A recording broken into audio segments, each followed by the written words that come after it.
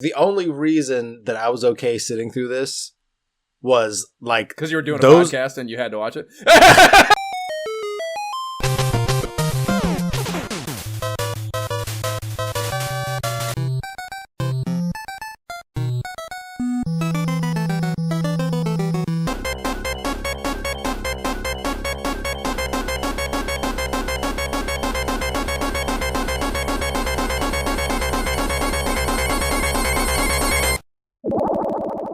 This is the Imperial Scrolls of Honor podcast. I am Josh Folan. And I am Jay Baxtron. And we are going to be bullshitting about the formative years of console gaming as we revisit the periodicals that covered it again.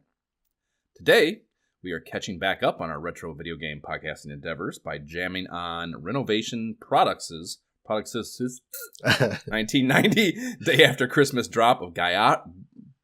Say it for me. Say it. Gaiares? That's Gaiares. For the Sega Genesis. And there was no literature of antiquity for this shmup bonanza. The only mag appearance we've had is that teeny tiny box of praiseful 100% GamePro Power Medium rating copy in issue 20 of GamePro. Emulation disclosure, given the cost of even a Lucy of this on eBay, which was around $40, I emulated it for sure. Genesis Plus GX Core, my RetroArch emulator on my PC, played with my Sega 6-button arcade stick for the arcade experience, and I believe that joystick to have been an integral part of my experience of this game. Jay, how did you play? With a gamepad? Yeah, I used the 6-button controller, emulating this bad boy. Yeah. Okay. Well, please rate and review the podcast if you are part of the ISOH movement or you become part of it, and give us validation on the podcast platform of choice that you use to listen to us on in the form of a rating and review. We will read it here on the podcast, and it'll be like a little Christmas gift that we open and are happy and joyful about receiving. What are we jamming on now? Jay, what are you jamming on now, specifically? Oh, man, so many games. So, first of all... Yeah, it's been a while. I got a long list, too. I know. I was like, this could be a long segment. I tried to pare it down into the most interesting and different games that we have not talked about. So... The funny thing is, we finally pulled the trigger on like our dream media setup. Like, you've been in my house, like we've had the side-by-side Xboxes and all that, but our TV situation was always weird in that like Courtney had like the bigger TV, but it's older, not 4K, like everything's very whack. Mine was a smaller TV, like 40-some inches, but it was at least 4K, and I had some pixels out now, so it's just... They don't fit. Like, it's been weird for the longest time. We're like, we should upgrade it and get the same TVs. So we did that. Are they just on the wall side by side? Like, how does one even introduce we have into a room? We actually have like these IKEA like blocks set up around the bottom to like put all the games and movies and all these kind of other things in. And then there's like a tower one in the middle of the two, kind of separating both setups, and then like towers on the other side. So kind of like the TVs kind of fit in these big open squares, but like they never fit because they were smaller. Hers was big, you know what I mean? And it looked kind of just awkward. So now that we got these 65 inchers, they fit the entire area on both sides, and it's like, oh, my characters are so much bigger. So like I now have like the dream. But as a result of this, I'm literally dusting off my PS4 and plugging it in, because my last TV only had two HDMI ports, which needed to be the Xbox and the Switch. So the PS4 was kind of like, it's literally in the dust in the corner. Gotta have those inputs. Yeah, that's a huge pain in the ass. I don't have to worry about the HDMI side of it. My TV's got plenty of inputs. But with my old school, the audio video inputs, my Genesis and my NES, I don't have two of those on there, of course. So I still have to get up and fucking dig around behind the thing, and it's just it's the worst. It's no way to live a life. It's no way to live a life. It's funny you bring this up, because I actually it's probably been within the last month, definitely since the last episode, I have undertook like a really hardcore smartification of the house. I mean, I'm pretty proud of myself, dude. I'm like fucking shutting power box shit off and changing light switches, hooking them up myself, like redoing the entire fucking electrical network of the fucking of the condo, which is, I think, I mean, for a modern guy that I would never purport being like handy, I think it's pretty high level stuff. Granted, we're only a month in, and maybe the house burns down at some point. I don't know. But we've made it a few weeks now without that happening, so I think I might not have fucked any of it up. Nice. Whatever the case, in doing this, I have fully built out the Google Home app and every single possible thing that can be attached to it. I'm basically going to throw anything away that can't. And the funny thing is, the living room TV is same kind of thing you were describing. It's I think it's 4K, but it does not have a really good smart whatever fucking interface ability to go into Google Home. The bedroom one does. So I can't I have I have a you can go down. I don't know. Have you done any of the smart shit? Have you guys? Oh yeah, our lights are all connected to the smart app. Yeah. The whole setup, everything. Okay, how far down the rabbit hole have you went with creating routines and I haven't done that. I just have bro, you can do scenes. So much shit. Trust me, I saw it with the TV. I was like, I can have everything turn off at this time and do this with Oh yeah, I mean, that's basic. You're talking about basic bitch shit, Jay. That's base level. Yes, I mean everything. When I have 2 bedroom routines. I have one that starts the bedroom night. Okay, boo boo, and I say that, and then all the lights shut off except for the 2 bedside ones, the hall one, so Amy can see to take Miyagi out, and the Christmas tree stays on for this part. And then sleep sounds start on the bedroom speaker. I think that one is Rainforest. Nice. Sleep sounds. And then, so that creates the environment for bedtime while reading's happening or whatever. And then at actual time to go to sleep, okay, boo boo. And then I say, the color that you would think goes with it out, and everything shuts off. All the stuff shuts off, including the sounds, da-da-da-da-da. So there's it's a 2-step process you do. But even that is basic bitch shit. So on game day, on Buffalo Bills game day, I wake up and I say, it's talking to me now. I did something cute. I hope it doesn't. It's probably going to shut everything off or whatever. But it's, I wake up and I say, go Bills. After the thing, and it turns on a bunch of shit, and then it says this thing to me that I've programmed it to say, which is Josh Allen's the greatest tutty machine in NFL history, and if you don't agree, argue with a grizzly bear. And all this shit happens, and what I want to be able to happen is for the TV to turn on, the YouTube app to open, and it start playing my hype video playlist off my. Which, again, this TV can't do. So what's Josh going to do? Throw this fucking TV away and go buy a new TV so I can have that stupid thing happen. You can absolutely do that. Yeah, you can do, there's so much cool shit you can do. I mean, just, the fact, this coffee machine, gotta get one that I can do with the fucking part of the routine. If it can't be part of a routine, it's getting thrown away. Yeah, I mean, dude, it's so fucking cool. It's absolutely my favorite new hobby now. I'm gonna buy the toilet everything is gonna be smart. Everything is gonna be smart. I'm not gonna deal with anything not being smart because it's just so convenient to be able to connect it all together. It's incredible. I mean, how can we follow that up? That's freaking. I'm hyped now. I'm gonna go. Are we done? We're done here. Yeah, I gotta go. I gotta go to Best Buy or wherever. I don't know. Do they even have those anymore? Wherever I can get a TV, I gotta go. I know I'm underutilized now. The fact that I can connect everything, it's just whoa. Anyway, as a part of that, so nice. I'm just happy. Hey, I got 3 HDMIs now. I can actually plug my PS4 in. It never gets used. I literally had to go and reconnect everything.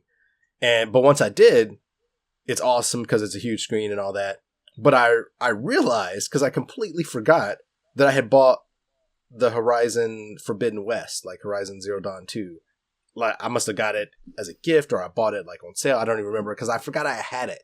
So I turned it on. I'm like, holy shit, man, I forgot. I obviously just turned it on the last time. I barely ever played it, but I was super hype about that.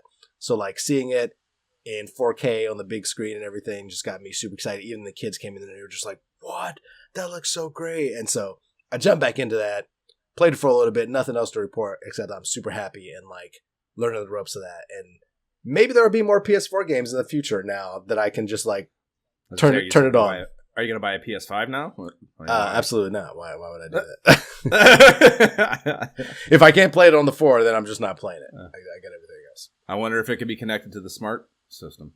It currently is, because I can set it as it is, I learned with the new smart app that I have with my TV, it connects to Alexa, which connects to both my Switch, PS4, and the Xbox, so I could have them turn on, when I need them to and all that. So it's in the works. It's in the works. In process. Word.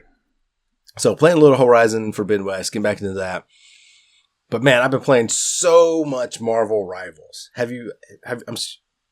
Tell me you've heard about this game so far. That's not the mobile one you're talking. The guys. No, that's Snap. That's Snap. No. Oh, so this game to me seemingly came out of nowhere. Like working in the industry, and I didn't know this game was coming out, and it drops, and I thought I was confused too. I was like, "Is this like what is this? Like I don't understand. Like why didn't I know this was even coming?" So I jump in, and yeah, it's freaking great, man. Like it is retained. If you look at the Steam charts, it's retained like the player base from launch, like 400, 500,000, like regularly. Like just continue to play this game, and it is like it's similar to Overwatch, but I didn't like Overwatch. Overwatch is popular, but it's like team based, like 6 versus 6 or whatever it is, objective based matches. Get the cart to the other side, but all the matches are all Marvel themed, and like you gotta stop this thing from happening in Wakanda, or this spider creature from doing whatever they're doing. But essentially, you're battling the other team along the way. And it's so good, man. It's like if you took Overwatch and actually made it a fun game. Like each of the characters has like the artwork is great, so it's like some new modern Marvel stories. And it's got a bunch of a cross section of very popular characters with a couple weird ones. I guess Arena Battler is not even vaguely anything for me, but the idea of like a whole Marvel universe character team, each utilizing their actual powers in some sort of superhero team collective way, is an interesting and provocative idea. And they do the powers interplay with each other, right? So I can only imagine, like I'm just playing with randoms. All we need to know, I'm up into the 120s on X-Men. Can Colossus pick up Wolverine and throw him and do they call it the fastball special? Yeah. Oh, you're kidding me. Unfortunately, Colossus is not in the game. That's literally last night I was thinking like, man, I wish Colossus was in this game. Majik, his sister's in the game. And I think Hulk actually does a team up with him where Hulk throws. Yeah. Well, they've talked about it in the thing that like Hulk taught it to him or something. Yeah. Wolverine, like that. Yeah. That was when early on when Wolverine and Colossus are just getting jamming. Yeah. There's some mention of Hulk in like the idea of it, so that sounds right. Yeah. So at least they have that combination, and it's really cool that like I can only imagine playing with other people that I know on mic and being able to say, "You pick Winter Soldier, I'm going to pick the Punisher." Because with them together, you get unlimited ammo and like some other buff. And then if you get Black Panther to play with them, then they all have like this damage bonus on top of it kind of thing. So it's like you can go really deep with it. You know what I mean? Each character also by themselves has like a difficulty meter. And naturally, if you pick an easier character, you can do a lot of damage. But if you pick a harder character and get to know them, they can do far more damage than the easier ones. So like, There's so much to this game.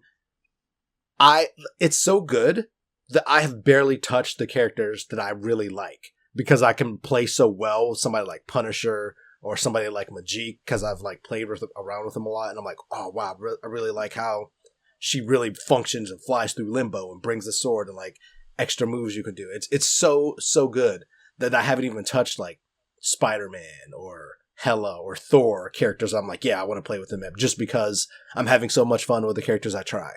And it's so good. I highly recommend. Like if you have any affinity for Marvel and like team-based battles, like just for the fun of it, playing all those different characters, it's a blast. And it's free. It's a free game too. It's free to play. So no reason not to. There. Skins, they sell you skins. Yeah, it's like if you're a Fortnite, like if you want to get this special, Black Panther skin. I guess, you know what? I don't... kind of thing. It makes total sense to me based on everything I've heard, but until we're saying this now, it's never occurred to me that any of those games are free to download, and they're just They used microtransaction. Yeah, I did not know that. Yeah, that's literally all it is. So, like, I have zero desire to buy those microtransactions. I'm literally having a blast every day for free, and it costs me nothing. And then, now again, one of these days, I'm gonna see a dope skin and be like, "Oh, the Spider-Man super symbiote, like shiny skin." Just got your bonus, like, right? What's $12.99 for literally nothing? What's the right? Yeah, no, it's obviously a much smaller scale, but yeah, like we'll joke about the Clash of Clans thing that I've been playing for 80 years now, and that is a free to download game, and they are just constantly trying to get you to buy shit. They're just like every week there's a new like currency or resource. Whatever in the game that they're trying to get you to suck down into fucking paying some money for. It's like, I've never given you a dime. Like, by now, like, I've been playing this game for literally forever, and I've never given you a cent. Why even show it to me? There should be an algorithm in there that's just like, this is a lost cause. Fuck it. No, in their minds are like, maybe we'll get him with eventually. Eventually, this motherfucker will actually succeed in life and have enough money to waste on us. Maybe. Love it. Yeah. I guess, I give up hope. Get in how you fit in. Yeah. That game's been taking a ton of my time. And then, on the playing with the kids front, a lot more Vampire Survivors. We actually ran through a session this morning because we've just been unlocking all the DLC characters. How's that Castlevania one? Oh, it's fun. I mean, it's just fun. It's fun. Like we've unlocked all those characters. We moved on to like the Contra one. So we're playing through all like unlocking all the Contra characters with all their guns. So that's fun. But like the adventures themselves are hard as shit. So we fail at that. We're still unlocking the base game stuff, but having a blast with that. But the game that I really have been playing, like outside of your college football every now and then and your NBA kind of sprinkled in, man, Lord of the Rings: Return to Moria. This game, this is a survival kind of base building game, and I'll be the first to admit there are a lot of those out there, from your more serious ones like Ark Survival and kind of Fallout to the more cozy ones like My Time at Portia. But this one's like this one is different. Like it's right in the middle in terms of like you can try to stay out of the battle and kind of just like build if you want, but like the battle's going to come to you and you're going to have to level up. And I like that part about it. You know what I mean? But it does, there's still scaling you can do so you can make it like easier, like just overall. I'm never going to do that. But like me and Courtney are playing it together. And if you like the Lord of the Rings at all, if you're a Lord of the Rings fan, like this goes from if you're not a Lord of the Rings fan, maybe like a 7, like in terms of like all the base building you can do, like it's great, but like, is it going to really be great? But if you're a Lord of the Rings fan, it's a 10, like without question, because the lore is there. Like those cheap ass gamer guys so talked good about this, I think, and they were praising it in that so good that it's not. It's a. I don't know. This is probably just a product of it. They probably made 1 million games out of the IP by now. I wouldn't know, but they were praising it for like being like they're not worried about. It's just a game in the universe a good game in the universe. They're not relying on actual existing story in the IP to trying to match to that or follow along with it. It's just like a well-built game in the universe that is true to the IP and is fun. Yep. So it really is, man. You're here. You're like it tells you. Durin is wanting this to happen. So, like generally like, okay, it's during this time period, but you're just in the mines. And like, I would think like, I love games that visually are beautiful and like colors vibrant. And so at first I was kind of like, are we just going to be in the mines the whole time? That seems like it's just going to be dark, but like, there's definitely biome changes and it really does suck you in to where there's times when I get home after, a long day of work, and I want to just get in there and build. I want to just like literally go around to structures and fix them with this special hammer. And just literally kind of like power washing that. Very satisfying, because every time you go, you see these structures in the mines that were like old dwarven structures and they're broke down and decrepit. But if you have the special silver hammer, you're repairing them. It actually visually looks better when you do that. And so that process, I'm like, yep, satisfying. I could just spend 30 minutes doing this, or we could get bout it. Phrase from back in the day. Shout out to Cincinnati Master P. and strap up, get our goblin weapons, and go down. Yeah, no, he's not. He's not for Cincinnati, but like it's a whole thing. I had a bunch of Cincinnati friends who were super into Mastery. Okay, but yeah, like you can go down in the mines and like just go after like the Orc King or something, and like really just test your mettle. So it really is like, what do you feel like doing that day? But you're in this universe with this great lore, and it's just very well done, very well done. And like I said, like for a game that I can get Courtney to play with me, like I'm good. We're automatic hangout time. Word. So yeah, those are probably the main ones, man. Again, I've been sprinkling in little games here and there, college football, a little Halo, a little Age of Mythology, but those are kind of the big ones for sure. Taking up all my time. I don't know. We spent all day, probably last Sunday, just playing Lord of the Rings by myself. Like literally, we're just like, feed the kids. All right, back to the game. Feed the kids again. Back to the game. Like it was like that kind of day. Okay. When do the kids get their own Xboxes and you can all just exist in that fantasy realm together? The funny thing is, with our TV like upgrade situation, we moved Courtney's old one out into like the other area where they normally like hang out when we're doing our own thing. So it's like, if they wanted to, one of them actually wanted to. Yeah, they just wouldn't be able to hear us from the other room unless we were all on headset, which we could do that too. We've definitely done that with Zion before, when Zion would be in the other room and we're like playing I was about to say Minecraft, but Age of Empires, we've done that. Technology is beautiful. Yes. It's bringing us further apart every day. It's great. Okay, word. So that's it? Yeah. That's it. I mean, that's all that I felt like was worthy to talk about. Like notable, I said, sure. There's definitely things to come once I get a little deeper in. Okay. It's not as long. I expected it to be longer, Jay. I'll try to introduce some brevity to mine as well. I'm still as far as like bopping things, Humanity, that the Lemmings one. I'm getting. I got to be pretty close because like the whole you unlock this circle in like the hub area, and it's like I'm getting pretty close to completing the circle. So I got to be getting pretty close to 100% in that baby. And I've gotten all the power babies along the way, so I don't have to do any backtracking. So when I finish it, it should be done. That's got to be getting close. I finished Subside VR, or at least finished an amount of it that my completionist asked feels good, considering 100% in it. There's some like little tiny percentage points here and there that I'm like, it's just not. I don't really think it adds anything to spend the time, because there is the chief, like I said, the chief gamification of it is looking for the coins, which is, it's cool to use them to buy stuff, but there's nothing left to buy, and it is just a treasure hunt. I'm certain I've seen everything there is to see, at least so far. So whatever, done. I think for the time being, there part of the unlockable stuff you have to. You mentioned I mentioned the coins, but you also find the little squeakies. I said, like, there's shark squeakies, there's whale squeakies, and there's goldfish squeakies, right? The goldfish squeakies unlock this koi pond, and that's just like it's just a pond, like a beautiful pond with a million kois around it, which is just a cool experience. Everyone's seen those, and I don't know. It never occurred to me that like it would be fun to be in one. But it is fun to be in one and just be surrounded by those things, pretty cool. But the other two, as you might imagine, are a shark experience and a whale experience. The shark experience is in a shark cage, which I think may have been the photo I used last time.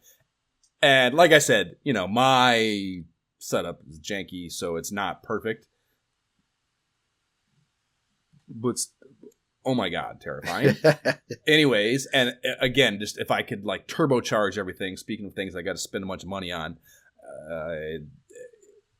that has got to just be incredible. It's got to be fucking unreal to be, if it's just perfect, and you don't have, like I mentioned, kind of you turn fast. It sometimes doesn't quite keep up, so the immersion gets broke a little bit, but amazing, just fucking an amazing thing. And then the whale thing is swimming with what are they? Are they blue whales? I think they are blue whales. And I think a blue whale and its calf. And, again, you're in it. And it's photorealistic, and the scale is there, and it is fucking unbelievable, dude. It is like, I don't know, man. I just cannot fucking believe where we're at with this shit. It looks so fucking good, and it's so cool. And they're just, they're literally just experiences. There's nothing really to do. The whale one has a few things.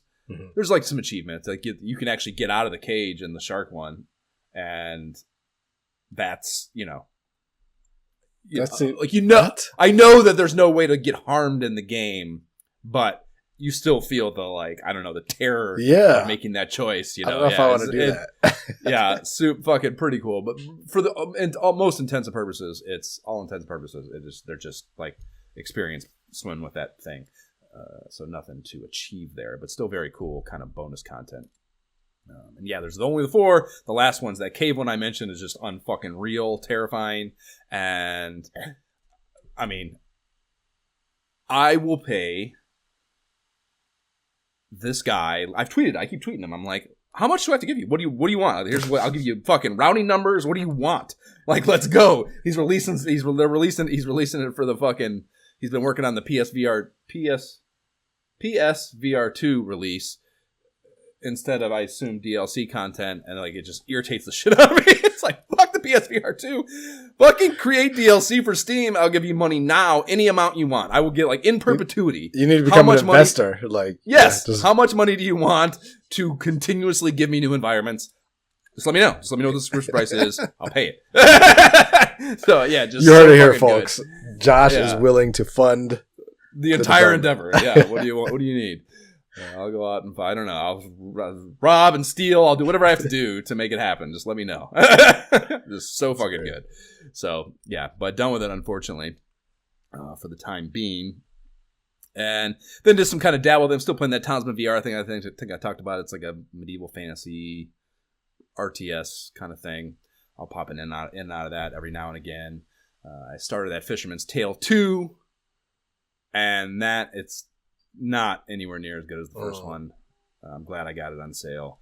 I actually got to a part that really, like, just, it was so fucking that I just, like, I don't even need to finish this, which, I mean, that does not happen often, especially like those kind of, like, I don't know, puzzly games. Like, I'll stick them out no matter what, because it's about the puzzle and not necessarily about the whatever, the feel of the game. But it was so that I didn't even finish it, and I'm pretty sure I'm done with it, which is a fucking bummer.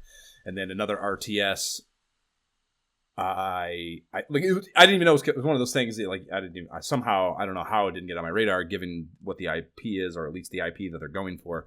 But Dungeon Keeper 2 is a game I've talked about before. There was they released one for PC, like flat screen, a while back.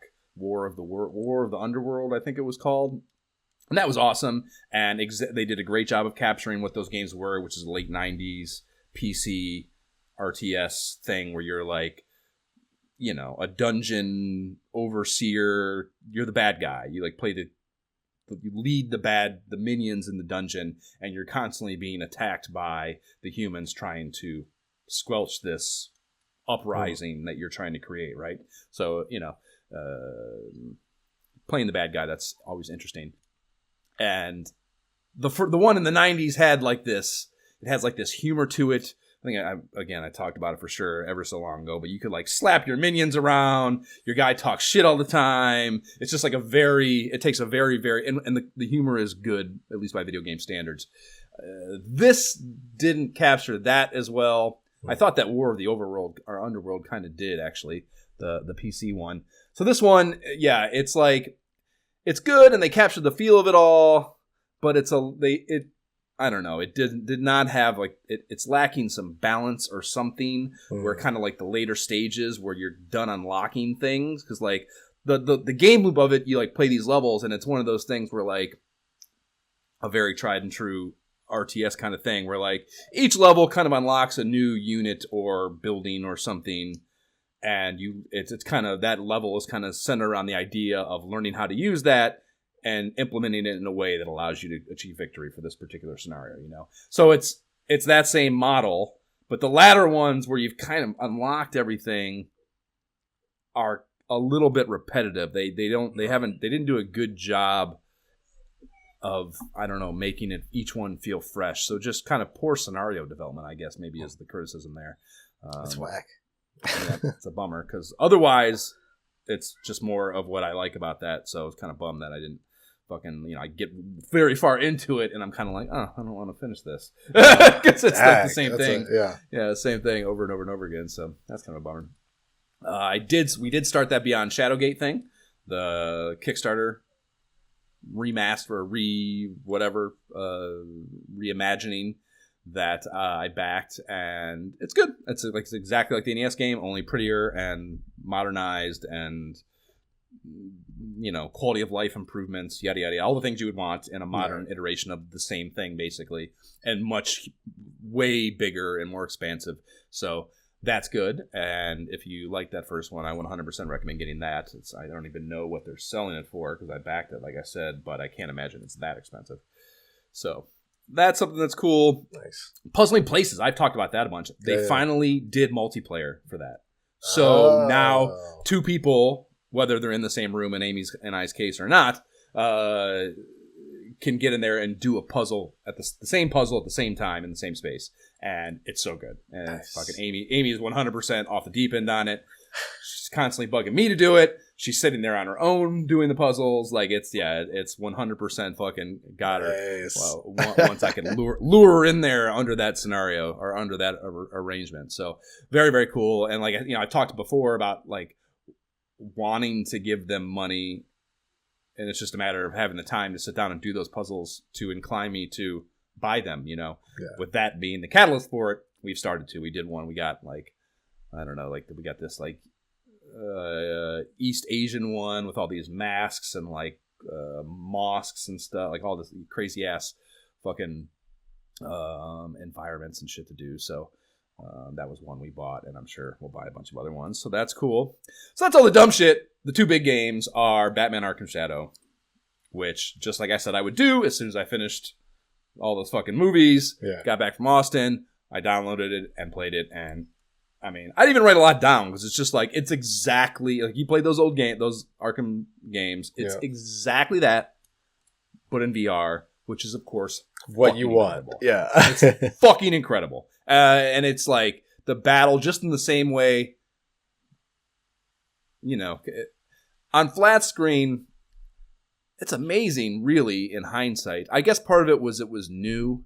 Because like my biggest criticism of Witcher 3 is this, that you're just jamming that button. You're just hitting that button over and over and over again. And it's just like, there's just not a lot to it. And the flat screen Batman games were the same thing, but the animation and the implementation of that button jamming was infinitely more interesting and cool. And they I don't know, they got it into VR so well. It is like there is actually, I shouldn't say it's not button jamming really at all. There is a lot of doing that has to be done to carry out dealing with the large groups of varied assailants, so it's not just button jammy, but there is certainly you learn things, certain moves that are better to lean on, and if you really want to cheese it, you can probably just do that over and over and over again if you don't want to really. And like, there's so much, they do a great job in hindsight. There's so much that playing through much of the game I didn't even understand I could be doing, because I just didn't know what it was trying to communicate to me as far as what my options were to do things, punches, and I just didn't. It's so much. It's just like there's just so much to learn, and there's so many fucking moves and combos, and I have 100% of the game, and I know there's I unlocked a bunch of shit in the skill tree stuff that I don't still know how to do. What? So I know that there's even more on top of what I eventually was able to glean and figure out. But like, I played way into the game before I realized these rings, because like you get, you'll be engaged with something, and there'll be like arrows that are telling you, like, you get more to match these combos that it's suggesting as you're playing through an individual altercation, and there's like rings and there's arrows and there's fucking just all kinds of shit going on. And like, again, like the beauty of VR is it's not just data input. You're not just seeing, okay, I hit X now and I hit X. Like you have to do it. You have to do the thing. You not only have to be doing the, like, what would be the button press. It also has to be, like, in the right motion path. Yeah. Right. So it's just like, I don't know, I think that probably goes without saying, but, like, it's just fucking harder, man. And if you, like, it's really hard to process it all, no matter how good you get at it. And of course, you get better as time goes on, but it's just a fucking lot, man. And there's this, you like, oh, the fucking ring appears on the knee, like, he's, like, got his arm up, and you can fucking break his leg. And, like, there's all this shit you can do. And, like, when you discover the new thing, you're like, fuck, that was fucking incredible. And you're like, but you're in a battle, so you can't even, like, celebrate having figured that out. It's like, you, like, immediately getting attacked from behind by 8 other dudes, So it's so fucking good in the battle mechanics. But, of course, there's also the stealth component that made those games cool too. And it's fucking great, dude. It is, it's got the bat vision shit, so you can, like, turn that on and, like, I don't even know, man. There's so, it has all those kind of, like, the gargoyle things that you can move around, so you can, like, do either jump down and, like, surprise people from above. Yeah. You can, like, yoke them up and fucking tie them to those fucking things and incapacitate them, and all sorts of different stealth ways like that. It's just, all that shit is so good. And then also in the same vein as those flat screen ones, the collectathon shit is just the perfect balance of, like, I don't know, feeding you the fucking dopamine, and there being a million of them, and each one, and, like, and the payoff of finding them is they all have, like, their messages, and, like, you, like, find these memories where you, like, it, like, plays, like, an audio clip of that particular villain talking shit to Batman, and, like, it's just the tapes of the characters in the game to help fill out the story world and the story that you're going through. And the story in general that the game is working through is great. You're like, and I, again, not having the familiarity with the comics enough to know whether this is pulled from one of the storylines that have already happened. Probably there's so much Batman out there content-wise that I don't see why they would ever run out of that. But the premise, I guess, is there's this Rat King character that is kind of like, I don't know, it's like an uprising of the poor and unfortunate. This someone has kind of organized the underprivileged in the city, and he is trying to incite this kind of, uprising to whatever, take over the oligarchy and or upend the oligarchy. And the way you, like, get wind, there's, like, you start, like, moving around a little bit in Gotham City, and then you get wind that this dude is probably in prison. So I don't know if this is too spoilery. This all goes down pretty early. The Batman's tactic is to get locked up.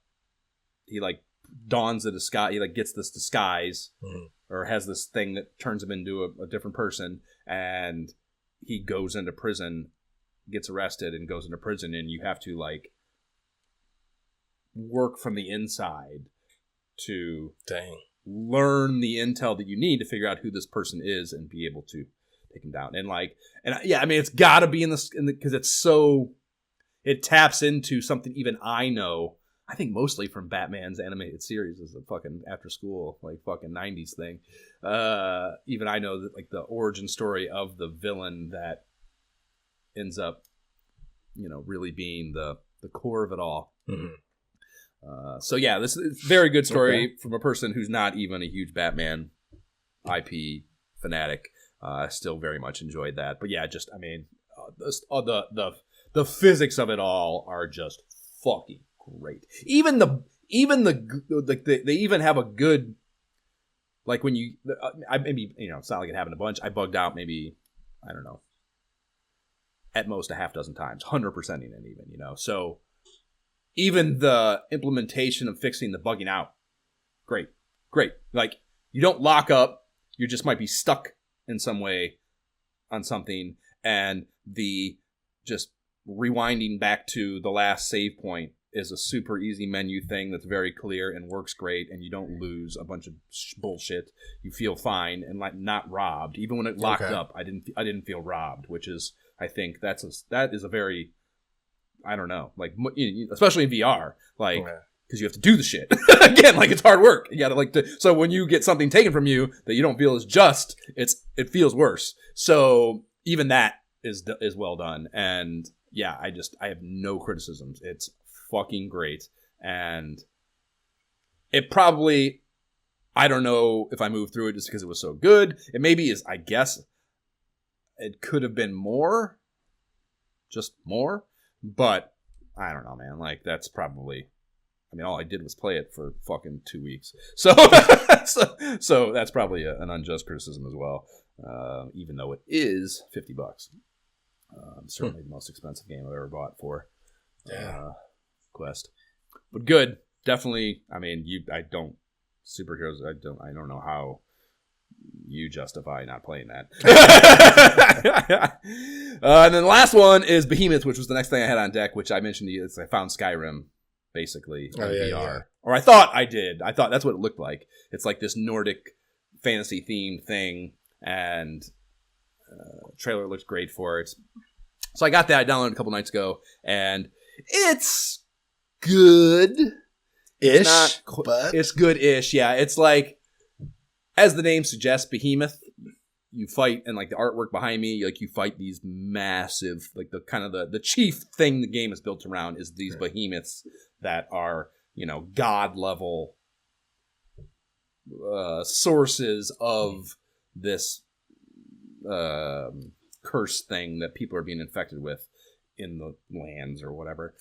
I'm not too far into it, so I don't know all the fucking scope of the story, but it's built around that. And I actually, I guess 2 days ago encountered that first one, and it took me a full 2 days of trying and yelling and ripping the headset off, pissed off. So to that to its credit, like I even thought I came so close to looking up a video, because I thought I was getting VR'd, like that thing where like I just don't know. There's something you're missing that you could be doing. Yeah, it's not. It was just hard, and you got to it was 100% within the fabric of what I had been taught as my mechanics, and I was just being stupid, and it was 100% my fault. So I'm so glad I didn't fucking succumb to my weakness and look it up, because it felt as great as it should when you beat an epic boss. And that's what it is. Like I said, it's built around these epic boss battles that are, the scope of it, dude, is beyond anything in VR I've ever, like, as far as like a boss battle feel, like it is beyond huge and epic. It is unbelievably, and like even it doesn't take away, sometimes a game will do that, and it's like, how do you propose that this little tiny human can even scratch the surface of affecting this thing, Yeah. And like, even at least with this first one, I haven't fought them all, of course, but like it's within the scope, within the spectrum of fantasy bullshit. It made sense to me. Like it seemed possible, which also, that's pretty, I think it deserves some credit for that. Just thinking, like devising a way to make it feel believable that this little peon could actually take this thing over. Right. Hard, not easy, but possible. And it did a good job with it. So those are great, I think. But the game in between, it's not. Movement's a little... Not quite Skyrim. Not quite Skyrim. No, definitely not back to Skyrim, unfortunately. Still got to get back to Skyrim. It doesn't... First of all, it's a very linear track, so there's, you don't have the open world agency over what you take on, which sucks, of course. And even just the feel of it, like the battle's cool. There's a bunch of, like, that is cool. Like, you're constantly being presented new weapons, and I mean, you can fucking hold 8 of them, bows, dagger throwing, fucking multiple swords and shit. It's, and it's very much that kind of parry, it's not just button mashing in the sense that you got to be paying attention to what that thing is doing in front of you and fucking reading and reacting to it, or you're going to get murked. So, it's not that it's bad. It's just, I guess I just want more of an open world kind of, I don't know, it's very limited development, but relative to Skyrim, I shouldn't say really limited, but relative to Skyrim's kind of just open huge. Like, what do you want to become? You know, and how far do you want to take the aptitude of that particular track? Like, it's nowhere near that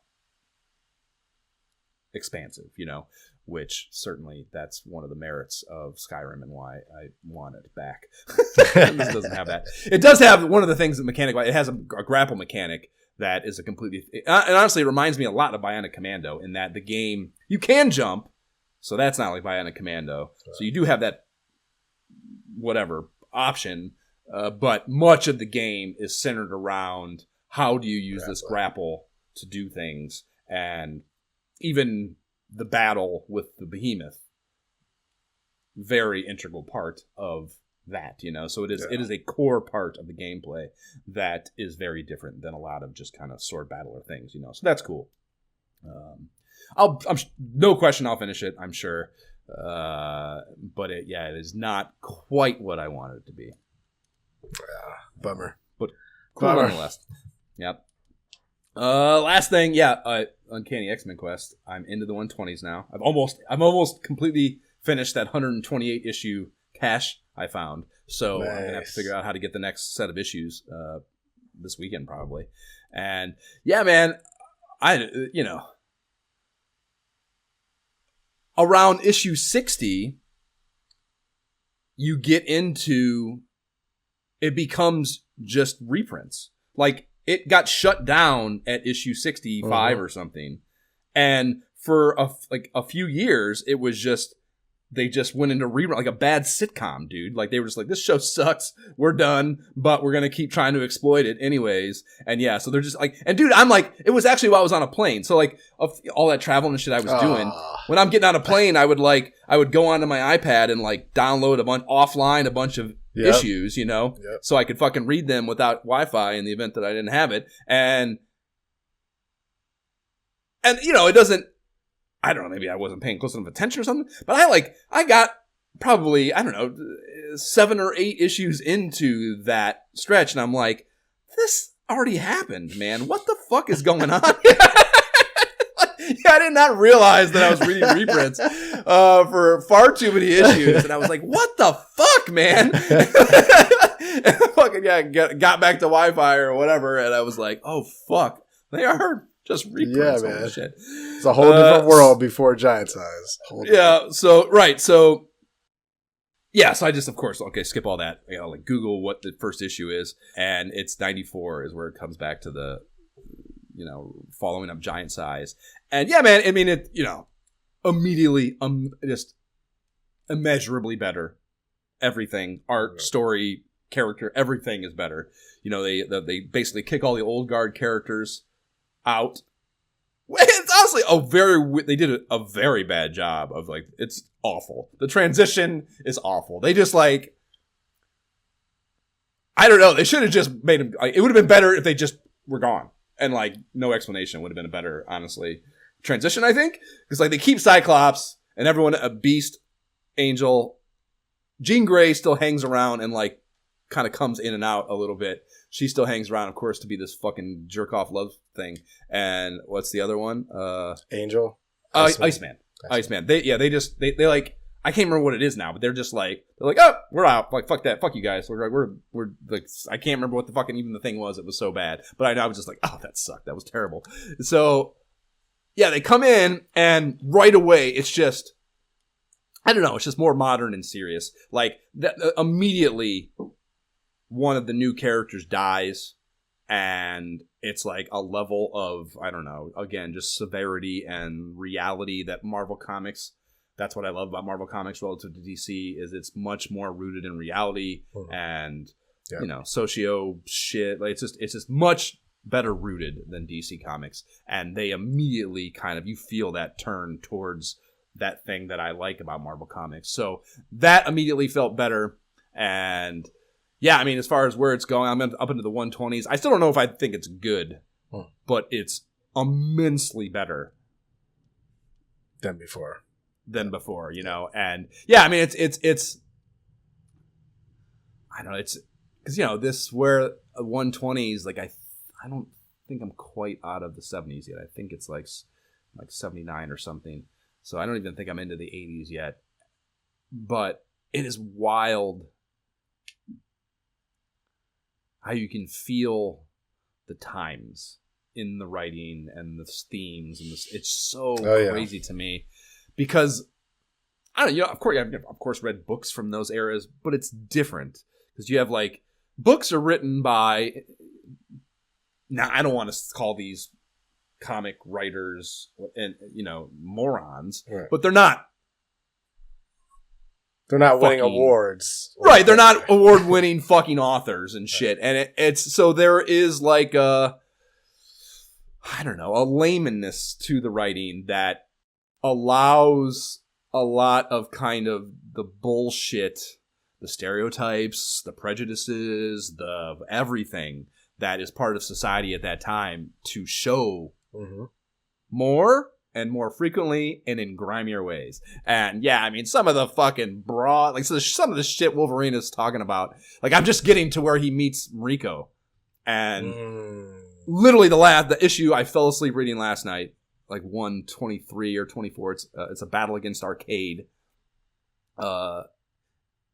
He's like outside having a smoke with some dude, and he's just thinking to himself about how Mariko makes, that's her name, right? Mariko? Mm-hmm. I think so. Yeah, makes him feel, and he's like, all these, he's just naming some random, the whole point is him just kind of going down his bed post notches, and he's like, this chick, this broad, he's calling them all broads. He's like, even that broad Jean Grey, and it's like, I don't know, and like broad is of course like a very modest iteration of what I'm talking about, but just like the casualness that he's calling them broads and shit is just, I don't know, it's just so dated and funny to me. I just can't believe. I don't know. I just can't believe there weren't more checks and balances or something, And it's because there weren't. But it's fucking wild to read a lot of this shit in comic form, because it is. They're talking about, it's not only that's the thing too, is that authors are targeting of those times are, they're not writing for children. No, they're definitely not. Mostly what this is for. So yeah, this is like written for children, at least at its core, and to have some of the themes and the ideas in there that are present are wild to me to reading these fucking comics. So that's interesting as a socioeconomic fucking kind of analysis. But the characters too, like, Nightcrawler is someone who I've always known about, but he was never present when I was really reading them. So like all his stuff is very interesting. And like he has this thing going on where he's like, he looks completely different. So he's like, there's been instances where he's like hanging out with Colossus, who can turn back into this normal looking, perfect fucking human being, and Nightcrawler's got to be this always oddball looking thing, and like out dealing with women like that, and like this thing going on with fucking Storm and him, and then Storm and Colossus. Like Storm's kind of like, I don't know, like Wolverine also a little bit, like is like an object of affection for like multiple of them, and she's like out of the fucking gate, she is like clearly like the most dominating fucking, like she is like an absolute, the most, like her powers, I mean, are like the most. Oh yeah, she's insane what she's capable level, of. Yeah, exactly. It's insane what she's capable of, and that's the thing too. Like they still fly around on commercial airlines. It's not, I don't know, like the technology shit is weird because they're still taking commercial flights everywhere, and like it's so like Storm, like they get into this thing and Storm has to like affect, like the plane is fucking out of control, and like Storm can actually affect that and like gets them to like land safely. But yeah, it's just hilarious that they're taking commercial flights to places as a group. Like it's insane, They'll even talk about it, like Storm and Banshee can fly, but they can't keep all 7 of them or whatever. That's the thing too. They haven't figured out, like their powers are always depleting. Like they're always like in these situations where like their power could just fix the thing, but the excuse for them not being able to do that is just they're tired. Like their power is been expended to some degree that doesn't allow them to do it. So like they haven't figured that out. So that's really a lot of the storylines are stupid because you're like, they have the solution. And 200 issues from now, they just do that thing, which is why the storylines get crazier and crazier, because they kind of get rid of that, like, I don't know, that economy to their power, you know? So, yeah, it's just very, very interesting to watch it all form and stuff. So that's where I'm at in that. Dude, that's awesome. I remember so many.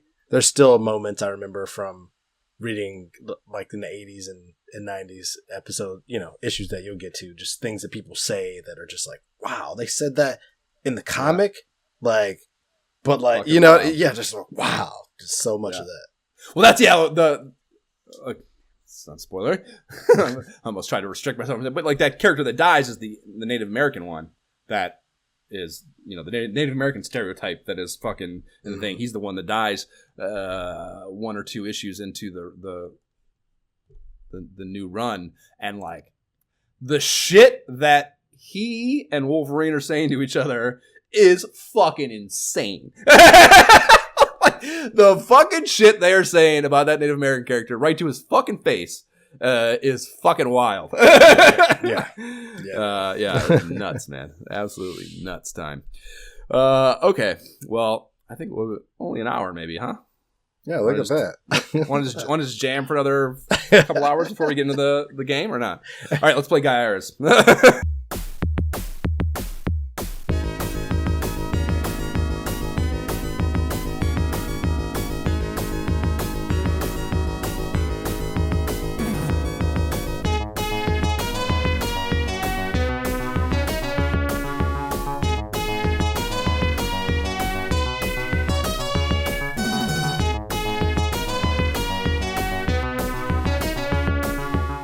Mission 1 theme from Gaiares, bringing us into this episode about Gaiares, of course. Mother Earth has been turned into an environmental wasteland by careless humans. Now, the human race has one last chance to save the Earth, with your help. The United Star Cluster of Lizaluth, the governing empire of the galaxy, has sent a warning to Earth. To any surviving humans, an intergalactic terrorist group known as Gulfer is planning to invade your planet and use your polluted waste to build weapons. You humans must stop Gulfer. If you cannot, we will be forced to supernova your sun and destroy the Earth to stop them. But if you can stop Gulfer, we will give you a new planet like Earth to live on. The ultimate put on your big boy pants and wipe your ass directive, in my opinion, from this governing body here, which I support. Crazy ass premise, like, help us out or we'll nuke your son. Or we'll just fix the problem or you're done. Yeah. I mean, you're talking about nuking the entire, obviously the entire solar system. I mean, if you nuked the sun, would it have even more I don't know the physics or the science of that. Would it have a more far-reaching? What are the implications, man? What's gonna happen? There are far-reaching implications of this action we don't understand. If they have the technology to achieve it, they've probably done it before. We're probably not the first ones, so they probably know and they're fine with it, I guess. They've test ran this already. Anyways, back to the story. Unfortunately, Earth can no longer afford to maintain a standing army or military, but there is still one brave hero willing to fight for the survival of Earth. He is Dan Dare, a young ace pilot who is ready to face Gulfer and possible death by himself. I mean, there's nothing to lose. They're going to nuke the sun, bro. So, like, yeah, it wouldn't be hard to conjure up. I mean, it's, still brave, sure. But if you're already, I don't know, it's just it's a lose-lose if you don't jump in and do something. So it kind of takes some of the, I don't know, the whatever. Right, he's so brave. Like, somebody's got to do something. Like, yeah.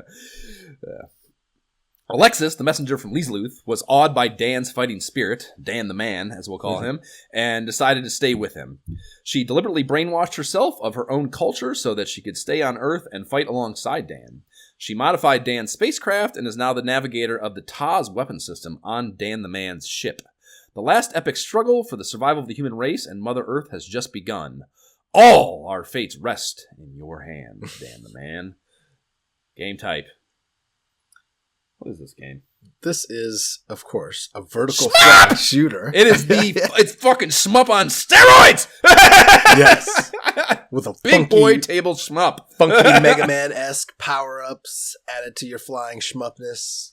This game is ridiculous. I can't wait to hear how much, I don't know, you got into that. You use like how I just, there's a lot in that power up area of conversation that there's just a lot to it. I am very eager to hear how much, whether you just settled on something, whether you bounced around. I cannot wait to hear your take on that. So yeah,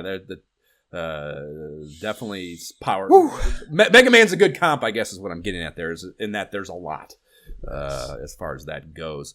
This was released the day after Christmas, as I already mentioned, in 1990, and that's a weirdo ass marketing idea to me. The justification that I'm coming up with is they were banking on capitalizing kids returning copies of shitty games and copying this instead. Like that's the only thing I can come up with that makes it a good idea to release the day after Christmas. That's insane to me. It's like somebody got really pissed at them at the end. It was like, you know what? We're changing it. Like it's going to be this day. And now you can't stop it. You know what I mean? Literally someone in the marketing department just like as a fuck you to whoever the fuck worked on this. Right. Yeah, that's a funny justification as well. Definitely more fun than mine. They're both kind of fun, I suppose, but yours is better. Well, so some happenings on that particular day in history. This was super fucking interesting to me. The Senior Professional Baseball Association folds. What does that mean? It means one already existed. What the fuck is that, you ask? Yeah, me too. It was a winter league based in Florida for players 35 and over, though they had an exception for catchers. They could be 32 and up. So any position other than catcher, 35 or higher, catchers, because they die sooner, their knees are fucked, can go into the senior league earlier. 1989 was the inaugural season of this league. It started with 8 teams in 2 divisions. They played 72 games. It had 72 games? Yeah, which is a lot of games for old dudes. I agree. It had shit attendance, averaging under 1,000 a game, which actually, I mean, I read that and I was like, that's more than I would guess. But I can see how that doesn't work for a business, for sure. So in 1990, which was just the second season, half the teams folded. They added Arizona and California teams to replace some of them and reduced the game count to 56. And they rejiggered the age requirements a bit, but the league still folded halfway through that second season. So didn't last long. The most interesting thing to me is probably that a handful of players would end up signing MLB contracts after playing in the league. That was the thing. What? All the fucking... So Ron Washington and Ozzie Virgil Jr. Ozzie Virgil Jr. was a player I remember, actually. Were two that, I remember from my fucking baseball card collecting at the time. Like I can picture Ozzie Virgil Jr.'s card. I think the Cardinals, I want to say he played for. Like, definitely some red. The Reds or the Cardinals or something. I think 1989 tops is the set I'm thinking of. It kind of has like this kind of banner, whatever. The team names are on this kind of like wavy banner thing on the front below the player picture.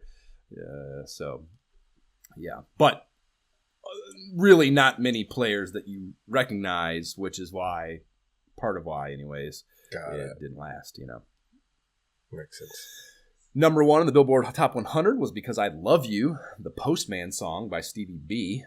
Don't remember that one exactly, but whatever. Kindergarten Cop is your box office number 1 this particular week, and it's not a get to the chopper or anything, but maybe give us a who is your daddy and what does he do? Okay? Who is your daddy and what does he do? Almost as good, for sure. So the artwork, the cover art is pretty cool. I could see this grabbing me in the aisle of Toys R Us. It's a very after-school cartoon illustration style, maybe Captain Planet-ish is kind of a vibe I got from it, maybe. Yeah, I can see that. And by that I mean it's mature and realism-minded for a cartoon. You know what I mean? Even though there's characters, a Spartan warrior, ogre maybe, a skeleton demon kind of deal, and some kind of aquatic kingdom queen, are of course very fantasy-fied, but still just the style of the art I think is a little mature. Yeah, absolutely.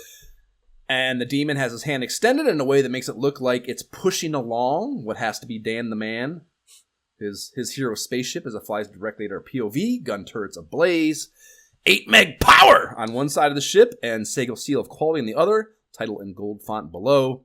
And then the back of the box has a synopsis I read from the manual verbatim, and nothing more copy-wise. 4 screenshots, 3 of them showing off huge and badass boss sprites. Certainly one of this game's core competencies, I would attest to.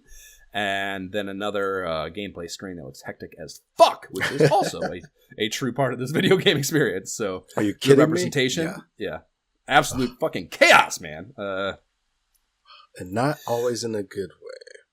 Yeah, I mean, it depends. We gotta talk about Mission 2. Like, we'll get that. Mission 2. I don't even remember Mission 2. Mission 2 was so long ago for me. But exactly. I think it's like the blurred cable background where it's just like those waves back and forth plus everything else going on. I'm struggling to see. No, it's an epilepsy fit and a half. Dude. Like, notice, I don't remember checking for it in the manual, but I bet there's no epilepsy warning. It's before epilepsy warnings. They wouldn't have been able to make this game. Once that became a thing, they wouldn't have been able to do this. Because, yeah, it is absolute chaos visually, like, for sure. But I think that is, again, I think everything that maybe you or I might have bad to say about this, I think a real hardcore shmup fanatic is going to be like, fuck you, that's why it's cool. You know what I mean? Like this game was built for big boy table shmup players. This is not for casuals. Like, maybe that's the first thing to say about it before we even get into it, is this is not a casual shmup experience. This is for the most intense of the time shmup fucking player. And it starts that way right from that opening fucking animation sequence right up through that final boss, I think. It never lets up. It never slows down. It never takes it easy. It is absolute high speed fucking chaos at all times. And that's hard and a lot, man, but I don't think it ever does a bad job of it. And that's the tough thing. But I don't think it ever does a bad job. But the problem, though, is that games that came after it that in the same genre are more fun. So to me, that's like... After? Well, I think that's fair. You can say after it. After it doesn't matter. Well, but before, too, are more fun. Like, I thought that goes on saying. To me, like, Xevious is more fun to me than this. Get the fuck out of here. Get a grip, Jay. Dude. Get up and take a lap. Go do a bun run and come back. Remind me. You can't say Xevious. Get out of here. What was the game? What was the game? It's a horizontal shooter, if we're comparing all flying shmups. But, like, what was the game, the Greek god theme game that we played, the flying one? Oh, Feliz. Way better. Yeah. Way more fun than this. I like the theming more in that case for sure. But anyway, we're maybe I like the gameplay in that too, because that does that 2 different attack thing, like the hold the button. But that's the thing too, though, is that this has a whole new system. It didn't.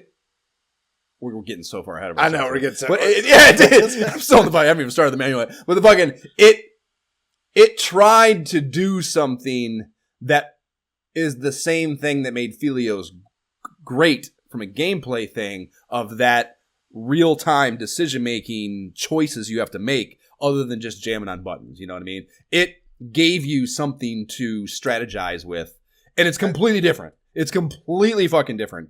And I can hear, I will listen to one or the other being a preference. I hear that. But I don't think that should be a criticism of the competency of the core gameplay or the shmupness of it, which to me is, 100% might be a lot. Harking back to that GamePro rating. But it's pretty fucking, it's pretty... I don't know what I don't have any. You're saying I just didn't have fun. Like, that's not an acute criticism. I want to hear what your actual, like, what's the thing that's wrong, and I think you would struggle to give me I can tell something that I can debug. Well, we'll get there. We'll get there for sure. We'll get there. Anyways, the manual is 28 pages with color covers and black and white innards, as Sega Genesis manuals go. Page 3 is titled Cast of Characters and has little blurbs for 4 integral characters in this story world. We have Dan the Man, we have Alexis the Leesluth Messenger, and his aide, Natasha, and then the Queen of Leesluth. And then one of the greatest big bad boss names ever, Queen ZZ Bad Nasty. Though, throughout much of this game, they will call her an even funnier name, Queen ZZ Bad Nusty, with a U instead of an A. And it's just a great Gotta name. love those. Gotta love those. It's so good. And her blurb is every bit as great as it should be, given her moniker. Her little fucking whatever description reads, the corrupt leader of the terrorist force Gulfer, a cold-blooded queen who is trying to utilize polluted materials on Earth for military weapons. Half her body is a robot. She has a habit of laughing hysterically at absolutely nothing. She is also an egomaniac. And, I don't know. Also there is just, it's a very fierce accusation. I think. Very good. Page 5 has an incredible flowchart explaining how flying shmups work, if you're unfamiliar or just plain find them befuddling. There are 4 stops on the workflow, which they explain the game goes as follows. We have opening visual scene. We have game stages, 8 total. We have boss stage, once at each stage. And then ending visual scene. Do you got it, Loric Disciples? LFG. That's how shmups work.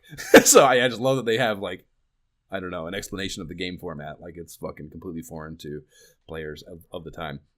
But it's good. It's good. So it's kind of just not like stage after stage after stage. All right, once I get to a boss, you actually have a boss kind of situation every time. Sure, but I think everybody knows that. Well, it depends. Honestly, I think they're, if they were going to do this, I think they shortchanged it because you have the mini bosses and shit, and this game, and this is to its credit, I love the. Yeah, I mean, I said it never relents, but it actually does in this regard. I don't think it changes my point or the spirit of what I was saying, but it does a great job of these boss approach moments that build tension and anticipation, and then the boss fights hit like a fucking brick, you know what I mean? Because of those little moments beforehand. So mentioning those being present probably would have been a good inclusion on this little flowchart, because it doesn't have those, and that would have been a better explanation of what to expect. So at least that first stage wasn't a complete fucking rim rocker on you. Yeah, whatever the case.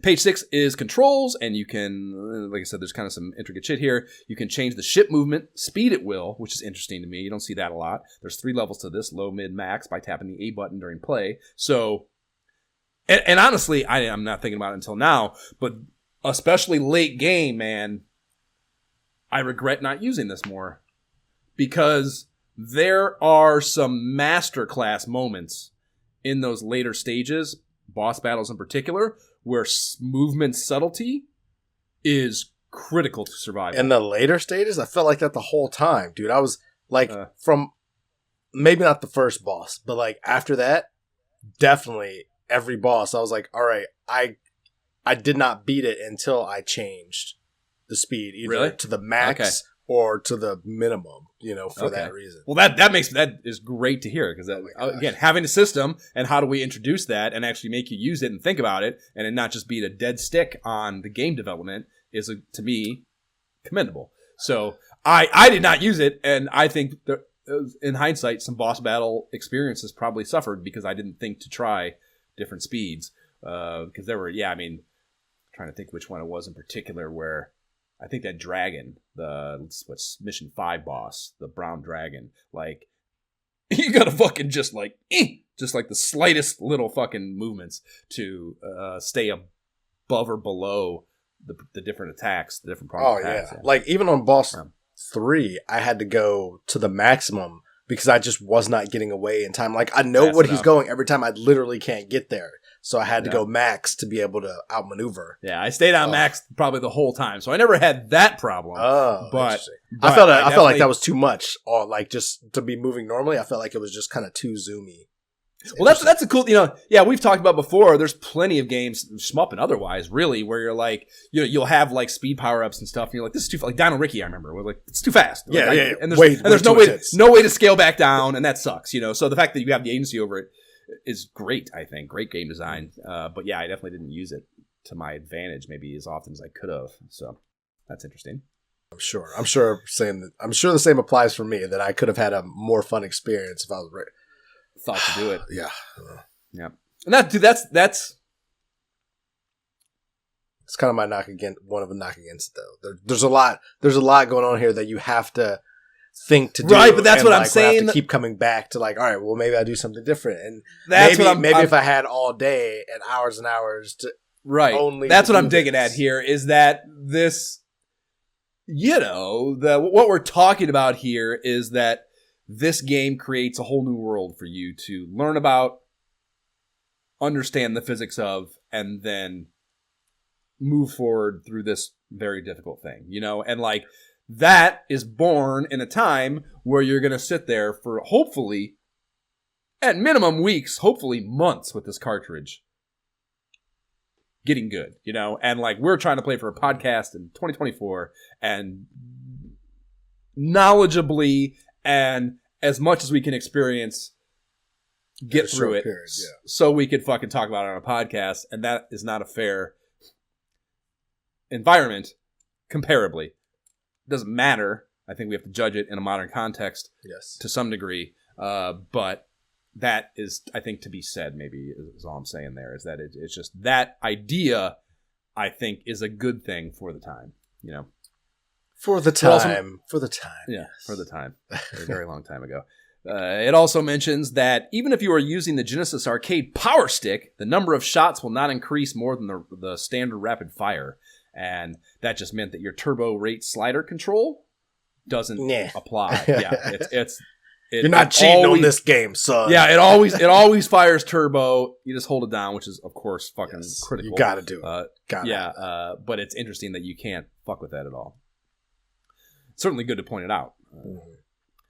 Page 10 is titled About the Taz and explains that little help craft wingman you have. And this reads, power up your ship. A learning unit, the Taz, is an artificial intelligence system that can adapt the attacking pattern of the enemy and transfer the same weapon the enemy has to the player's ship by docking to the enemy. When Taz is docked to the enemy, the system analyzes and adapts the enemy's attacking pattern, and the information will be transferred to the ship. They mean your ship by that. By doing so, the ship will be able to change weapons, power up, and attack with multiple weapons. And like I said, this is a completely new idea, and so fucking cool, I think, in concept. In concept, it's amazing. Yes, I agree. Yeah. Absolutely it is. Agree. Even reading right now, as if I was reading it sounds amazing. Like, right, that sounds great. Yeah. Yeah. I wish, what I wish it had? I wish I could have paused and went to some, you don't want to slow down a shmup, which is, why maybe a very compartmentalized take, I think, that is catering to my preference with video games and that not being a shmup fan mostly. But like, what I wanted was to be able to accumulate this arsenal and then to be able to look at it visually and make decisions, and like, you can't, it's just, I don't even know. Yeah. It's just like, I don't, you don't lose it. Like it talks, it will get into this, I think, even in the manual here, certainly later, if not, but like, when you grab, cause there's like a meter to your weapon and you have to deploy this thing and grab that same weapon, I think 3 times, maybe more to get it to full speed, to get full power. And it's cool that you don't lose the ground you accumulate, even if you switch weapons by grabbing another one. That's cool. But the idea that I couldn't just cycle through them, I will. At least I don't think, right? You can't. No, you definitely right? can't. Okay. Definitely okay. Can't. Just want to make sure. and yeah, the idea that you couldn't do that, I think really hurt what this is. But you wouldn't want, on the other flip side of that, you would not want to be hitting pause and fucking changing weapons 10 times a stage of a shmup that's supposed to be all about just high octane fucking, battle. So I get you're stuck between a rock and a hard place maybe with those decisions, but I just wish I would have had more agency over how I use these weapons. And you when you die, you lose them. Yes. All. So it's not even like you would have always had this same fully powered up arsenal of everything. You know what I mean? Without saves coming, you would die plenty in this game. So that shouldn't have been a worry, I don't think. But yeah, that would be my thing about this. As cool, again, of a concept as it is. Yeah, it's for me, I died most of the time because I was trying to use this. Because, whenever... But that's the thing. That's what I talk about making the decisions, though, dude. And it's frustrating, but that... It's like I end up having to use... I had to end up using whatever weapon I had for the longest time because I can't just take the time to try to aim when these guys come, even though I know when they come because I've died 5 times already. I know where they're lining up. But, aiming that right, whenever I do that, there's always a projectile hitting me at the same time. You know what I mean? It's like... So I ended up just having to stick with a weapon for just long stretches until I felt like, all right, I'm feeling a little froggy. Let me try. Oh, don't get me wrong. Once I was safe coming through the game with the weapon that I decided was the one I wanted to have, or at least was good. I don't know if it was the best. But see, that I liked it. But that decision, man, that's exactly the thing about Feliz that we talked about ad nauseum. That was cool. That you had to make the choice of powering up or just popping off BB gun. Peon. But this bullets. one, we'll talk about it on each stage. But I realize most of the stages are probably going to be the same, except for the boss battles and stuff. But when we talk about it, but essentially, there's a little bit of cool environmental stuff. Yeah, there were multiple times, where I would get to a boss. And I had this amazing weapon that was great, and it literally did nothing on the boss. And I literally died dozens of times. But I'm doing no damage. I must have picked a really good weapon to move through the whole game with once I got it. Because that never happened. I'm talking multiple times, like the shell boss. She turns into a sea creature, but she starts out as a shell. I could not do damage because the weapon I had was not hitting. It just wasn't hitting really? The only hit bot.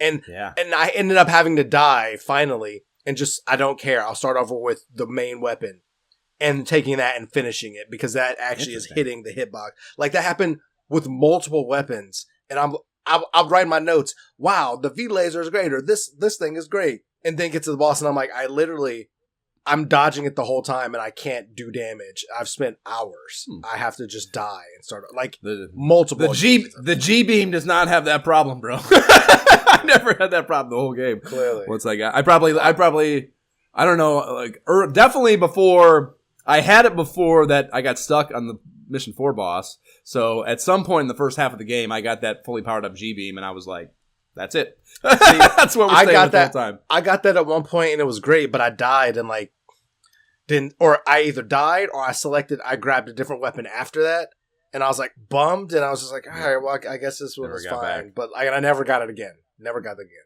So that sucks. Tough. I would have loved to have kept that weapon, but instead I got different weapons that were this is freaking great, and then I get to a boss and be I literally can't do damage. That happened with the V laser. It happened with the energy smash. Oh my gosh. Biggest complaint. My biggest complaint. I wish. Game. I wonder if they're looking up I don't know. There's some documentation somewhere that kind of I don't know explains all that, because I'd be curious to hear how much of one, if it was just user error, and two, it could be. You have the Taz, so I'm going to move up this amount, which is going to move my Taz up that. I had it I had us lined up. I had us gapped. I was like... Well, that's the really... That, again, that is going back... None of that going back to that, the outcome. Okay. Yeah, I don't think the weapons were different coming out of which ship. There were times where I thought maybe it did matter, but eventually I would glean that I didn't think it did. Like I said, I didn't think. But that's a really cool thing about it, too, is, yes, the Taz moves as a ghost.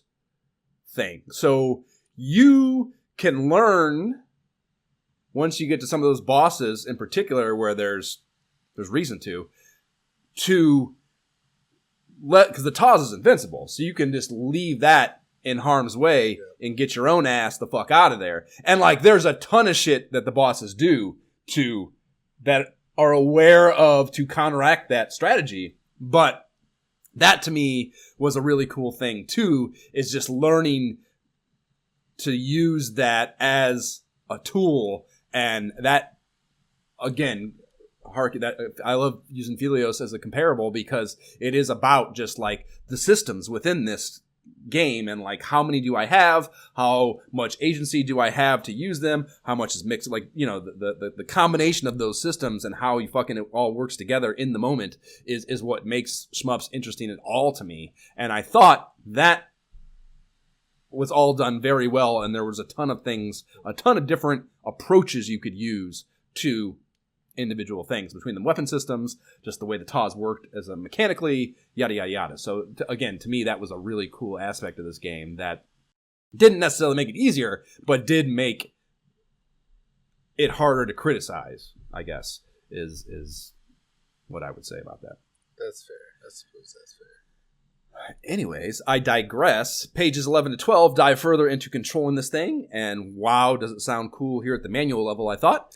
So yeah, Yes. you direct it to the Taz, you direct to detach it manually by pressing C, and you just hit that once, and then this sets the Taz it like sends it out in front of your ship immediately and detaches horizontally, and then it will dock with the enemy if there is one on the same horizontal line. And if the detached Taz judges that it is worth learning a weapon, it will dock with that enemy for a second and then fly back to you. And it's just, so once it learns a special weapon, the Taz will not dock with enemies that have the basic weapon, for one. So like, it's smart enough to not waste its time out doing this, you know what I mean? Which is cool, I think.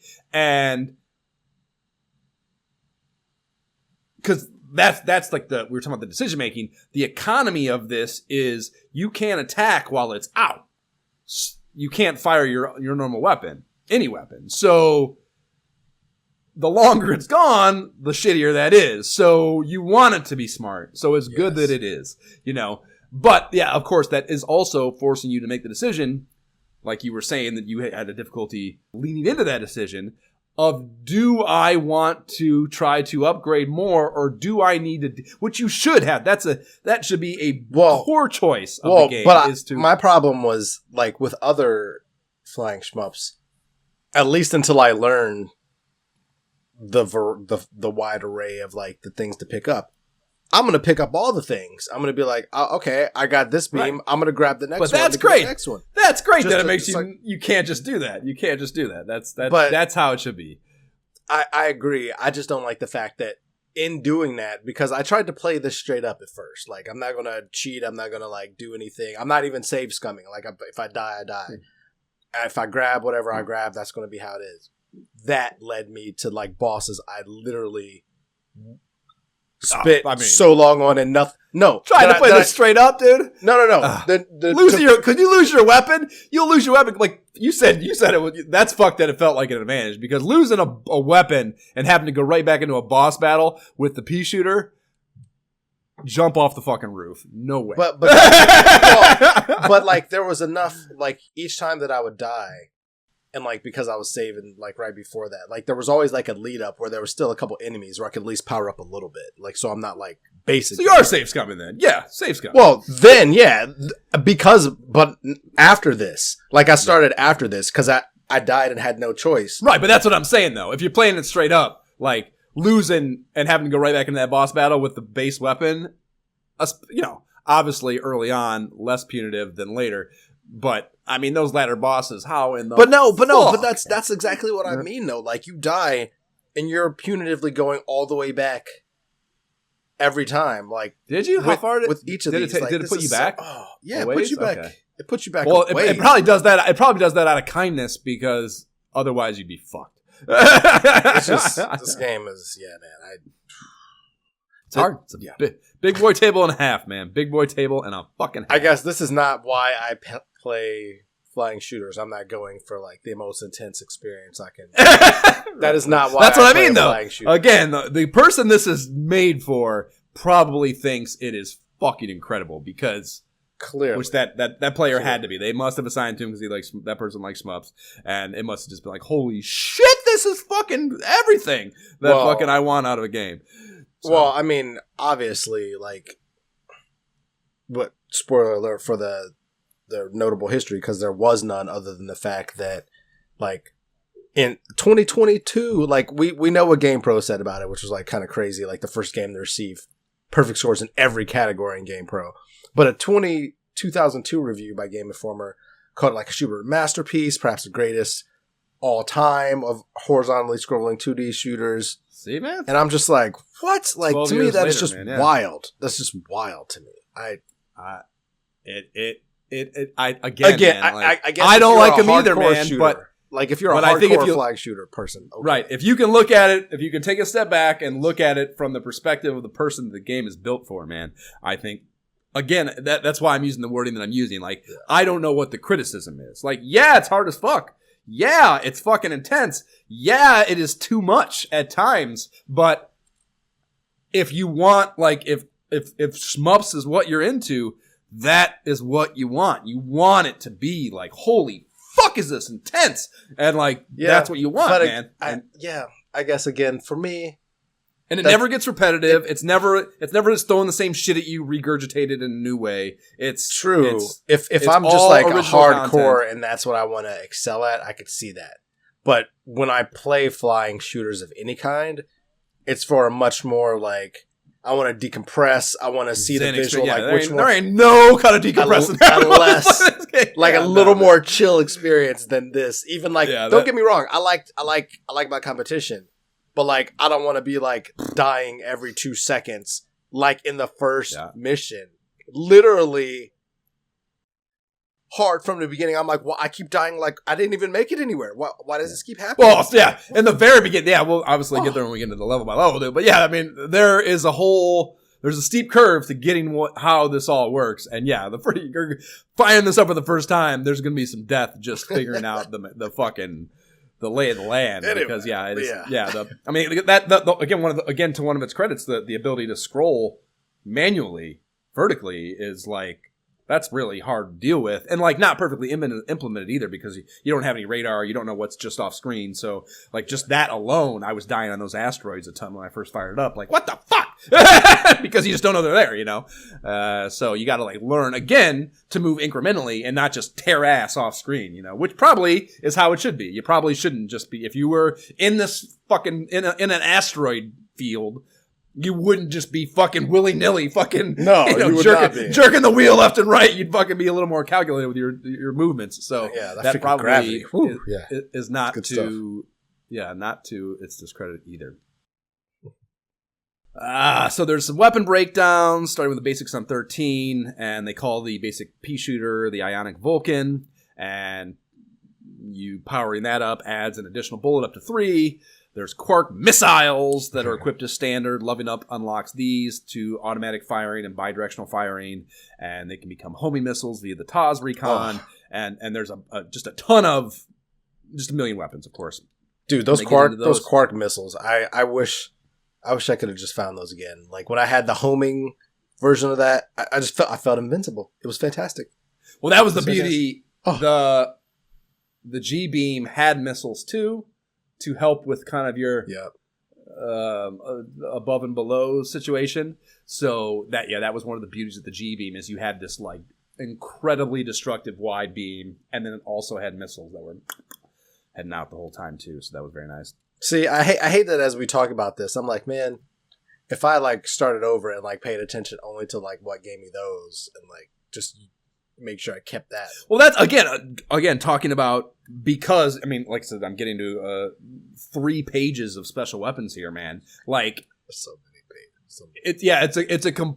It's one of those games that, even though on its surface it's just this shmup with this very linear,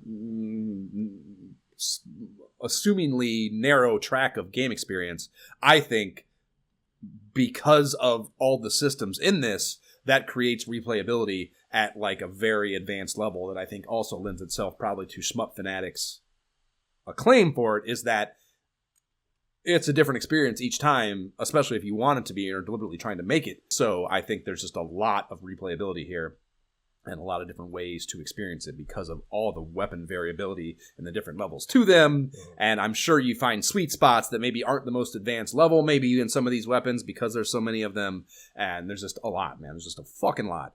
So yeah, there's a horizontal laser, there's a vertical laser, there's a rolling collidor, it's called. It's a multi-directional deal. Powering it up makes it 3, 4, and 5 different directions. There's the Energy Smash, which is a great name that you mentioned. These are rotating bullets around the ship, and you charge it with B and then release to fire. So again, that's one of those situations where you charge it up, and there's some system to that. There's the Plasma Cannon, and this is a shotgun that fires multi-directionally. There's the Giga Beam. This is what I was fucking all about. It's an ultra-thick laser beam that fires forward, and the thickness and power increases with levels. There's the Somersault Laser, which is a homing laser. I don't feel like maybe I ever experienced that. That sounds crazy. That's the one I had. Oh my gosh, really? That was so awesome. Best laser. Yeah. There is the Tektite Missile. This is a multi-directional missile that flies up to a certain distance and then explodes. So those are all the different weapons. You have some defense items on 17. You can detach the TAs to collect these as well, or just fly into them, I think. And actually, I didn't know, or I read the manual, so I did know, but I didn't remember that you could use the TAs to collect these, because I often would think of these as Mega Man fucking one-ups, where like they put that specifically in a place that I'm never going to be able to get to. Right. Yeah, I didn't think to do that either. I just kind of run and fly into it. Yep, so that sucks. Perfect example of what we were just talking about, though. There is the Brake Defender, a shield for your ship. This is critical to get a hold of. And you could get these. These were like a 2-tier thing. There's like a blue and an orange flame that would envelope your ship. And I think the orange one meant you had 2 hits, and the blue was the next level of it. So that was key to have fucking for the bosses. There were times late game where I would save scum load just losing my shield or one level of my shield. I'd be like, fuck it, I'm not gonna be able to make it without that. Like, I gotta start over. Like, I lost the shield already. Darn it. Yeah, but I'm saying even when still having the shield, the next level of the shield, just not having the two levels of them, I'm like, nope, not gonna be able to do this. Fuck it. Or at least I want to keep that convenience open to me because of how hard this is. There's the Dimension Quake. This is a gun smoke, smart bomb, insta kill everything on screen deal. There's the Random Unit, which is just it'll just teach your ship a random weapon, which is a cool fucking thing to be possible. And it says there are others covered not in the manual. In addition to those, pages 18 to 21 are a level breakdown. We'll work through that as we go through the game. 22 and 23 are an enemy breakdown. It's just a handful of them. Screenshots for them at least, though. And then we are out on the manual. You mentioned history already. Were there any Game Genie codes that did not make you feel like you were cheating? Yes. I don't have any that didn't make me feel that way, but I have some that do. I mean, I almost went the invincibility route. I almost did, just to like go through the entire game, but then I was just like, I'm not doing that because that's not what I would do. That defeats the whole purpose of playing if I'm... But yeah, the whole game, it would become really shitty. Yeah. I turned it on for Mission 7, though. Oh, see, I was going to do it, like I said, to get through the game, but I was like, I'm just not even doing that because I would never do that playing this game. That's just not what I would do. But I did. The second I gleaned I was in a boss rush, I was like, nope, I've already done this, and you're not making me do this the hard way. It's not happening. I appreciate that it's here. Good job. Hardcore, but I'm not putting myself through that. I fully respect and appreciate that. But I use the codes that give you infinite credits and that start with 10 ships. And neither of those felt like they did anything because I flew through everything at the beginning and then it was just like, well... It's still punitive, I got to the level... I went from, I'm playing this straight up, to save scumming way quicker than the standard deviation of normal playtime in these things. So, unfortunately, those did not matter anymore. Right. Fair enough, yeah. Yeah, the only one I fucked with was invincibility. Yeah, I'm guessing a shmup. There's not what could it possibly. There's not going to be a lot of options. So well, there was a bunch that were kind of like start with 3, start with 3, start with 5 ships, start with 7, start with 9, and then kind of like similar thing with credits. Start with 6 credits, start with 10 credits, right. And then like some other random ones that I just kind of actually, but nothing cool in gameplay. Maybe being able to turn on, just pick your weapon might be a cool. Well, thing, yes, there are a bunch which like. I hate how this happens, how, like, I'm starting with, like, as we talk, I have my idea about the game, but as I'm, like, we're talking, I'm like, well, okay, like, if I wanted to keep playing it, there's technically codes to start with every weapon, so I could come back and start with the Giga Beam and just roll with that and just... Be a very different experience, I assure you. Yeah, so, I mean, that would be awesome, but it's funny, there also is like a do not lose weapon type when you lose a ship. So if you're getting really... That's cool. That's really that is the epitome of a game genie code that does not make me feel like I'm cheating. You know, that is exactly the box that you're trying to check when you're trying to like split the difference on 2 affecting and useless, you know. That is a really cool option because that is, like I said, that's why I didn't play the game straight even from the jump, because like the second I lost the weapon, I'm like, fuck you, I'm not doing that. And again, like in my mind, I want to try them all and kind of mess around with it. But I think like if life wasn't lifing and I had more time, like I would just start over, you know, pick one of these, definitely use that one, and just like, now let's roll and see how different of an experience this is. And also just being able to, because like I said, I'm sure because of the way my reliance on that particular weapon and me being like, okay, this works. I don't want to rock the boat. Like, I'm sure there were weapons I didn't experience. So just having that option is just like, try it out right from the jump and be able to do it easily and decide whether that's a cool way to play the game is a nice option for sure. Yeah. It's funny though, because like, the codes that give you the ability to not lose your weapon type when you lose your ship or your power level when you lose your ship do not work with like the T-Vulcan, Q-Missile, like certain missiles, but like they do work with like the things you'd want. So Giga Beam, kind of thing. Yeah. So funny combinations. Well, there's no lunchroom tabletop eavesdrops because, like I said, we just had the little tiny blurb in the last GamePro is all we've seen of this, so no tips yet. I'm sure we'll find some later that will make us regret not having been further in the mag timeline. And no economic analysis because this game was hard enough on its own. I didn't need to spend any more time, any brain pan time on it.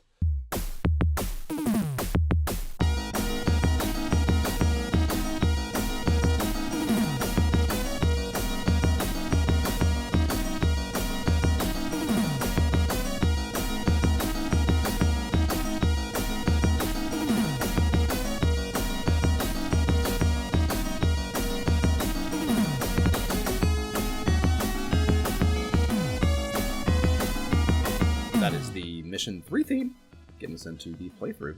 Gaiares on the Sega Genesis.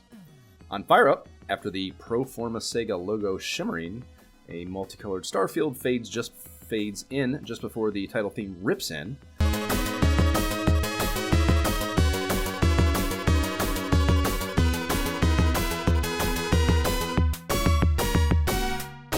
A rather unabridged prologue cinematic gets rolling, and I applaud them for their depth on this, but it's comprised of static cards. There's like a little tiny bit of animation to them, but basically just static cards.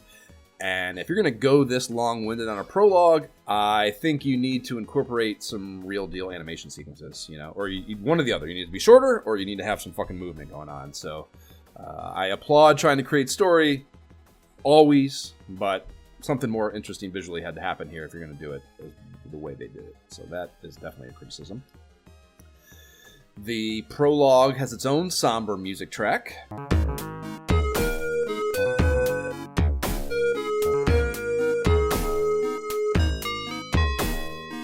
A futuristic city night skyline image fades in, text below types out, Gregorio? Oh no! Alexis has left the planet Earth with the secret file on the TAS system. And then next card, a basic bitch soap opera piggyback shot of a smoking hot anime babe and some doofy crew cut underling off in the distance, reporting to her. That must be Gregorio. And he goes on to say, why don't we send our ships to follow her? And then the anime smoke show's lips start moving. This is Natasha. She says, calm down, okay? She must know what she is doing. Gregario comes back, well, if you say so, but what if the secret file is taken by the terrorist group Golfer? And Natasha says, fucking relax, Gregario. I'll be responsible for this. Why don't we let her do it her way for now? Gregario says, well, if you'll take responsibility, fine. But why did she take the Taz system to the dying Earth? And Natasha goes, because she wants the planet Earth to be reborn. And Gregario says, no shit! Or no kidding. She wants to save that fucktard place of a planet? And Natasha says, I know you don't believe this, but the Earth was once a beautiful planet. And we fade to a shot of a pristine-looking Earth from space, and then we go on full-on narrator VO exposition mode. Gives us all this bullshit about in 3008, the human race expands its territory into outer space. Then the planet flashes toxic ooze green before we fade to a city ruined, and the surrounding area looking very hellscape-ish. A toxic fog partially obscures a deep maroon sky. Then it tells us that the planet Earth was seriously damaged by extensive environmental destruction, radioactive waste. Basically, a message for humanity to get its shit together in our actual timeline. And the next card says, I'm guessing it's like a space colony or something, somewhere in space. And it says, all life on the planet is dead, and the population of Earth's space colony is dying off due to the pollution. The last humans are almost extinct. And then we have a quick flash of a jet fighter buzzing in and into our POV before a flash to white. Then we reverse to a view back to the space colony as the jet disappears into it. And then a view of some menacingly green spaceships moving in unison before cutting to homegirl Queen ZZ Bad Nasty. And also known as Bad Nasty in this yeah, game. Exactly. Yeah. And we have, I guess, like some underling of hers named Zogian. Says, Your Majesty, ZZ Bad Nasty, we've intercepted a transmission from the empire of the Leesluth star cluster to the planet Earth. Then ZZ Bad Nasty rips in, and she says, all right, but they don't know we're here, so we have caught them with their guard down. Read the transmission.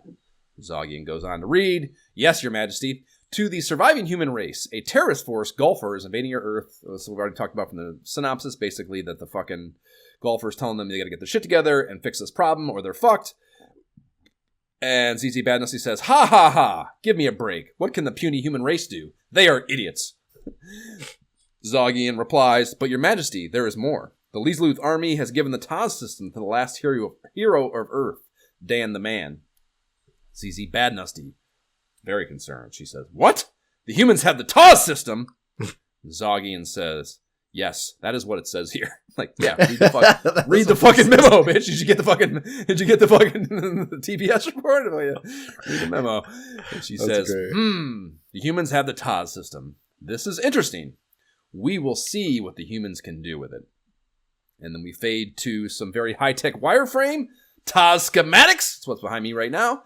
That are probably on display at the fucking mainframe at HQ. And get this explained to us now. The Taz system is a super evolutionary artificial intelligence weapon. By docking the Taz with an enemy weapon, the Taz will adapt and acquire the weapon's characteristics. The data is automatically transferred to the Taz system to modify its weapons, power them up, and give the Taz multi-attack capabilities. Then we cut to a new anime. See, it's so long. We cut to a new anime character dialogue exchange. This is hopefully, thankfully, the end of it. It's butting back and forth between a blue-haired cat, this is Dan, I believe, and then a blue mullet-haired dude, that's Alexis. And Alexis says, Dan, what are you thinking about? Dan says, Alexis, how can I possibly save Earth? Alexis says, think positive. I'm sure you can do it. Right? Very supportive, Alexis, thank you. And Dan says, why did you give the Taz system to the dying human race? Which is not optimistic. And I'm thinking in this moment that I cannot fucking believe this is dragged on this long. This is why I wrote my notes here. Fuck the fuck off and let's shmup. God damn it. Right. What are we doing? I will say, like, the only reason that I was okay sitting through this was, like... Because you were doing a podcast and you had to watch it? Well, there's that, always. Yeah. But, like, the specific anime characters that they use right there look like I probably should have pulled it up, like exact carbon copies of like the Robotech of series. all anime ever, which is why anime is boring. Definitely. But like it just reminded me of like Robotech specifically back in the day. Okay. And I'm like, oh, is this, clearly it's not, but it feels like this just happened in that universe. You know what I mean? It probably could. I just need to see like some flying ships turned into robots and start shooting, and we're good. Yeah. Well, I felt the same way this exact moment, because after Alexis's next line, which read, "Because I want to see the Earth as beautiful as it once was," I was like, "Fuck off!" and hit start. I've probably done that. I watch everything, and I was like, I can't do it anymore. Like, how much longer does this go? I don't even want to know how much longer. Thankfully, though, they fucking flipped the script immediately and stopped dilly-dallying around. The stage 1 theme rips in, which opened our last segment, which is fucking a fantastic track. And then your space fighter comes rocketing down this tunnel and out from behind a bunch of, I think, really great-looking, like, foreground obfuscation, And there is a stream of light blaring out of your jet's ass end, and then we pop out into open space, and it's immediately, like, high-intensity shmup, So it kind of goes to, like I said, you have those moments in the approaches to the boss where, like, they're trying to both tell a story, of course, but also just build anticipation for what is a very high-octane experience. So I get it, again, but it was just too long without some sort of, again, visual stimulation, Yeah. But they at least make you feel like when it rips into the game, it's like it really feels like you are ripping into the game, which is cool. Yeah. I guess maybe that's what they were like really trying to do, is like set you apart in that a lot, if not most shooters are just kind of like, here you are, here's a shooter, let's go. Title screen, shoot shit. We've liked it. We've liked it when they've added some more story things like Feliz and elements around it. So they were going full, here's a full story with a full like 15-minute cartoon cinematic. A full-on novel, featurette that you watch at the start of the fucking thing. So yeah, again, I hate to criticize trying to do story or introduce some story, but man, something needed to happen to make that feel less long. Yeah. Anyways, you are playing the game now, and you fly around with, hopefully, your joystick, maybe a D-pad, and then the A button toggles your speed between the 3 levels, B fires a continuous stream of whatever you're rolling with, and then C buzzes out the illustrious Taz Beacon of Hope. And other than that, it's just play shmup, meat sack, fucking get going. You're gonna hope you're paying attention. And we start in Mission 1, of course. This is the floating continent. It's described as in the manual. After launching from the space attacker station and passing the asteroids, try to destroy the boss character waiting at the inside of the huge cave at the floating continent, and you will clear the stage. The ship makes a sortie at super high speed. Once the ship is launched from the catapult, it will travel into the complete darkness of space. A turning point in the stage. Enemies' fighting power is different in the upper and lower sections. A turning point is seen in each stage. And it's one of those things, it's like, I presume it's just translation shit. But it's like a really clunky way of, again, just describing the way they work. Like they're talking, there is, and it literally is, like you have the mini boss and then like shit ramps up before you get to the boss. It's all it's saying there. But like, it's just a very clunky way of explaining that to you. And it's also weird to me that it's explained as like part of the, the level description, Yeah, it's describing the stages as you go through it. Right. Kind of. So you first pop out in space to get your bearings, and some start enemies are fucking kind of like fed to you. But the most interesting thing about this is kind of what we already touched on was you're in an asteroid field, right? And like, it won't let you at first scroll vertically, but once you figure that out, like there is an easier path through this, Like I was dying a bunch in the beginning because it's like this weird combination of like it seems so hard because they want to get you off just playing it like every other horizontal scrolling shmup you ever played. They want you to start moving vertically and learn that that's available to you. You know what I mean? So that's why you die a bunch right from the jump, because it wants you to like, oh fuck, this isn't working. What can I do? And that's what you can do. Because if you move vertically, you can find much easier paths through this initial part of the game, So that's it. It's go ahead. No, it's go ahead. I was just gonna say it's funny too, because I didn't think I didn't know, and I still didn't know. I feel like at each stage what things would hurt me and what things wouldn't environmentally, starting Sure. with these asteroids. So the first time I just ran straight into an asteroid because I'm like, it's part of the Yep. background. Nope. Same. Explosion Yep. immediately. Same. Yeah. There's a bunch. Yeah. There's a lot of like, it does a lot of that kind of like debris field shit. There's a lot like that, the space colony one with all the junk floating around. Yeah. There's a lot of that just kind of mucking things up because of how high octane this game already is, that it's trying to play on that, to create difficulty. So there's a lot of that in this game. Yeah, and I mean, it's same, man. I played and died here in this first level so many fucking times, despite all the fucking literature prep about it. I didn't even think to deploy that Taz until after so many fucking deaths. So Really? yeah. So, I'm dying all this thing, and then, okay, I figure out the vertical thing. Like, okay, I can get through this a little better, but I still can't kill things fast enough, so it's still hard. And the second I thought of that and deployed it at the opening there and increased my weapon capability, immediately, just like a immense quality of life jump. You're vaping things immediately. So, like, again, that one of the core things about fucking shmups is, like, feeling that upgrade tree. And it is. If you play this game the way it wants you to, you feel that in spades, man. And like, it's just good. It's just fucking good. And it felt cool, and it felt right, and it felt like, okay, now I'm playing this game. I wasn't playing this game until I started doing that. And like, once I learned that I needed to be doing that, and I started doing it, and really, leaning on it when possible, it created a vastly better game experience. And that's how it's supposed to be, Yeah, I definitely got the dope laser on this stage, but then with my, this is clearly after dying a ton of times also. Like, once I got that, and I'm like, all right, I want to attach to the next thing. Then I got, like, the V split kind of gun instead. So I was restarting. I was like, ooh, I want to not get that thing. Let me start over. Okay. So I was trying stuff at the beginning. Yeah, I had a little of that as well, where I was like, okay, this is, but that's cool too, that you like, okay, not only do you have agency, but you feel an incentive, and like, there's enough difference in them to want to be able to express your agency. That's to its credit too, I think.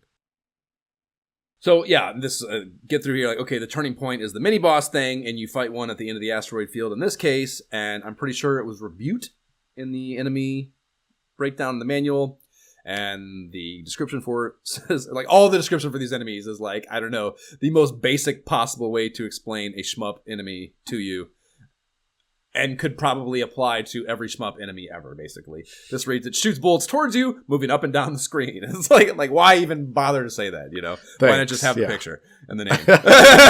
Like, that's what shmup things do. Of course, that's what it does. It's funny to me. So it does that. It also separates the two. It's also two separate ships when you first encounter it, and they eventually merge and start firing these larger silver bullets. So even that first mini boss, like, just kind of like I was describing Behemoth, like, I think this game is about the bosses for sure.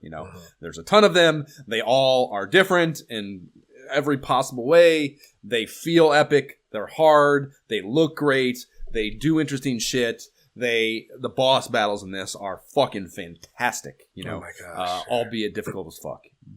So that is obviously a very important part of making a good shmup, is to not feel like every boss battle is just like kind of the same thing, maybe a slight difference in the story. No, they definitely are different. I mean, obviously my perspective was just soiled by the fact that after the first one, like, the next two, both were situations where I had to, like, die and get basic weapons just to, like, because my weapons. It's got to be user error, dude. There's no way. We will talk about it. Wait till we get to Eastern. No. Lies and deceptions. Oh my gosh. Well, you wax that first mini boss, and it's no bullshitting around. If you frag that, it's immediately back into the shit, and that's cool too. That, like, especially this first level, you're not sure. Oh, is that the boss? Is that the mini? Is that a mini boss? Who we fight? Right? Yeah. So you kill that, and it's just like immediately again rips back into fucking shmup chaos, and that's it cool because, like I said, you have the build up beforehand. So, like, is this a boss? And it's just, I don't know, just an oscillation of tone and pacing, I suppose, is good because it is an assault on the fucking senses. So having some, some wavelength to that is good. So that was cool. And you enter a terrestrial area that is a constricted mountain range, more in line with the floating continent stage name, I thought, and very Gaia-ish, actually, as far as just, like, the beauty of it. It's, like, a lot of greens and blues and stuff. And they try to play the restricted area against you a lot here, as well as the cave tunnel you enter afterwards before rolling into your first boss battle. The first boss character is Galudia. It fires 3 directional bullets and discharges powerful energy beams when putting its arms together. It sometimes dashes into the ship. Do not let down your guard against the first boss character. It's really strong.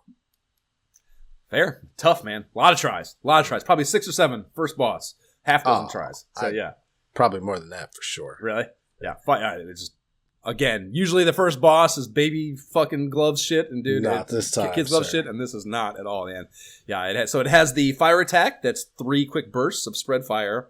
And then 3 energy balls in a row it'll do. And then that dash attack that I mentioned where it just kind of charges up halfway across the screen. And huge sprite. Kind of looks like a mechanical angel, archangel type deal.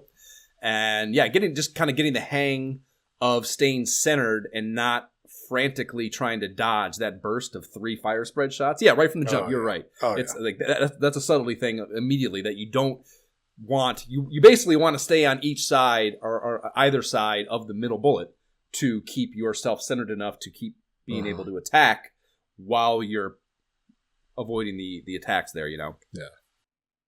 And yeah, it's 100% about learning the timing, and maybe they don't all have predictable attack patterns, but some do, and you want to learn that. It's just like, I think it is just a masterclass in boss battle design, implementation, and just kind of, I don't know, the flowchart of it all is very well done, man. The boss battles are fucking great. And then they have, as far as kind of just the way you defeat these things, they turn 3 different colors, blue to orange, and then from orange to like a deep purple kind of thing before blowing up. And then when it does, the screen fades out and mission 1 complete comes up in gold lettering. We have a little mission cleared cue.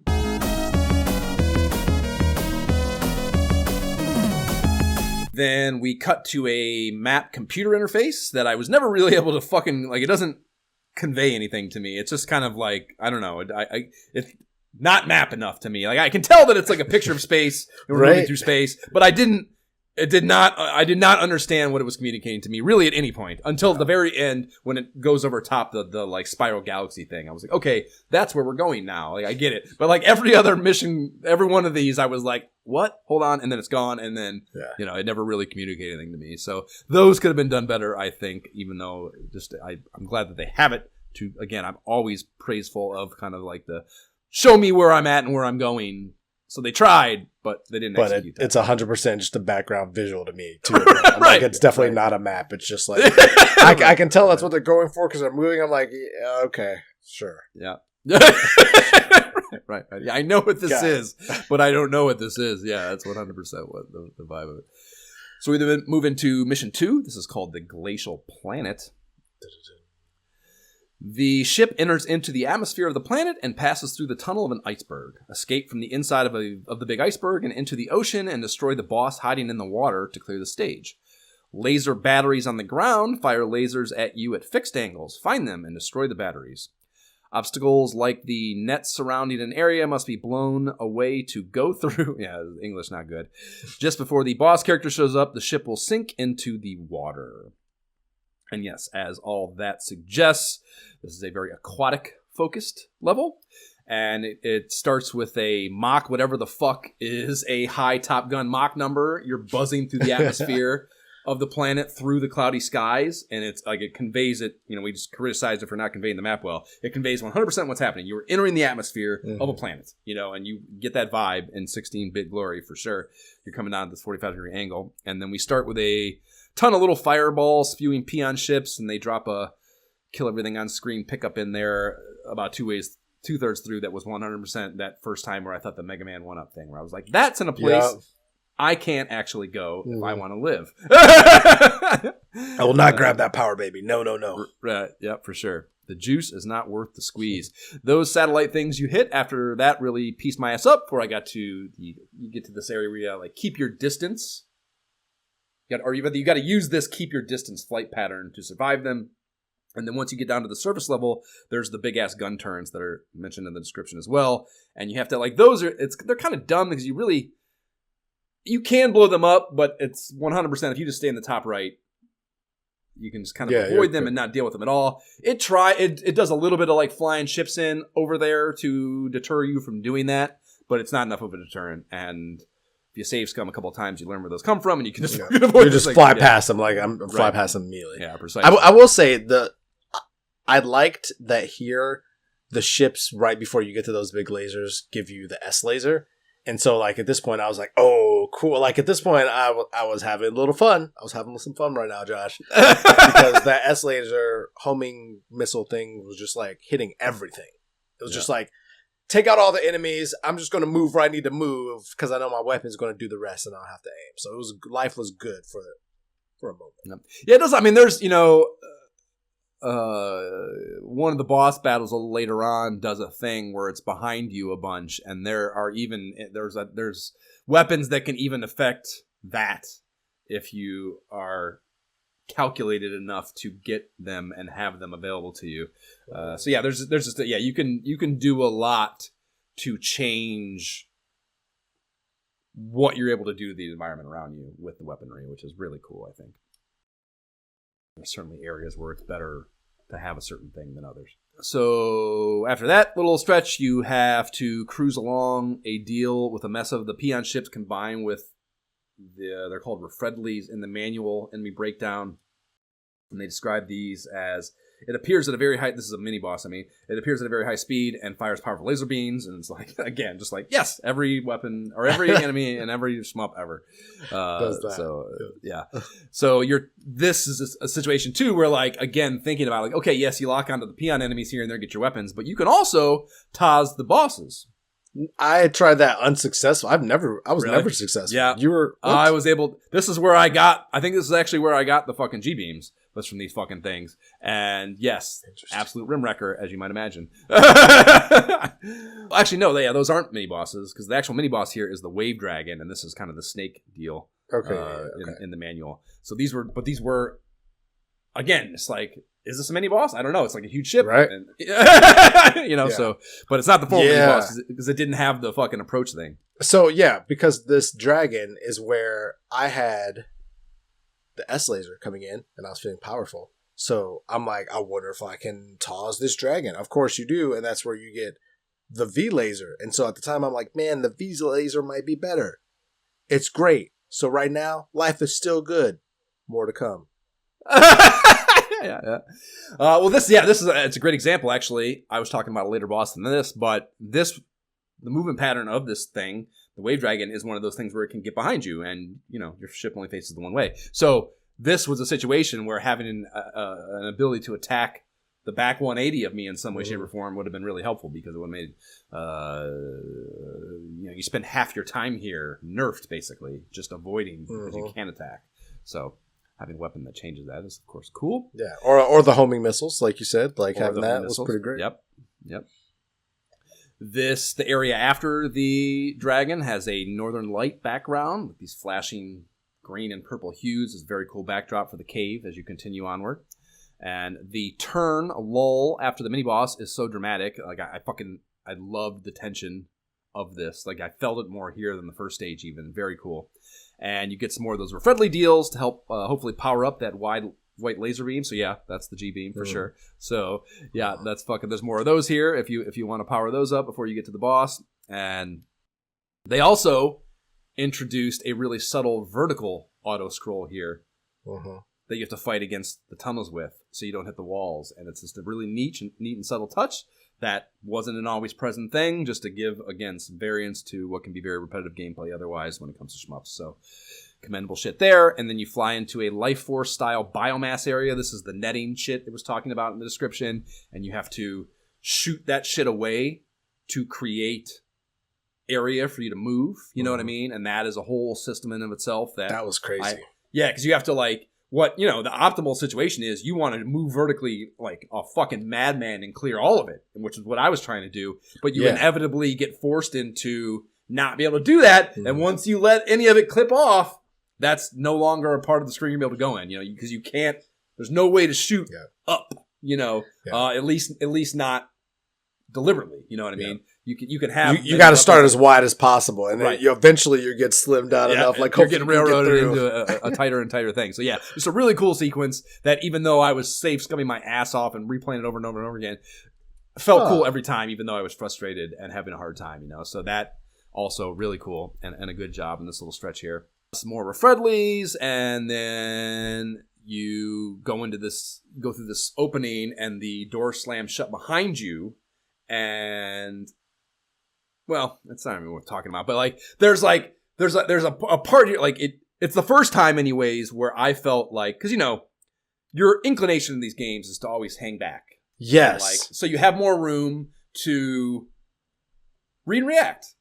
This and penalizes then you die for that. Yeah, this penalizes because you do that door will slam shut before you get through it if you fuck around here, and you're fucked. There's no way to get through it, and it's just an auto death, So like, it's a little bit of a fuck you that you like in a modern context. You'd be like, you can't do that to me. I'm fucking writing an email, But back then, these games would fucking do that shit to you. It's a dirty ass trick, and there's no way around it, and you're just fucked, and you're gonna die, and obviously you're not saves coming, and it's just the ecosystem. Right. Deal with it. You know what I mean? So made me so mad. Say the same thing. Exactly. But yeah, it got me for sure, and whatever. Okay.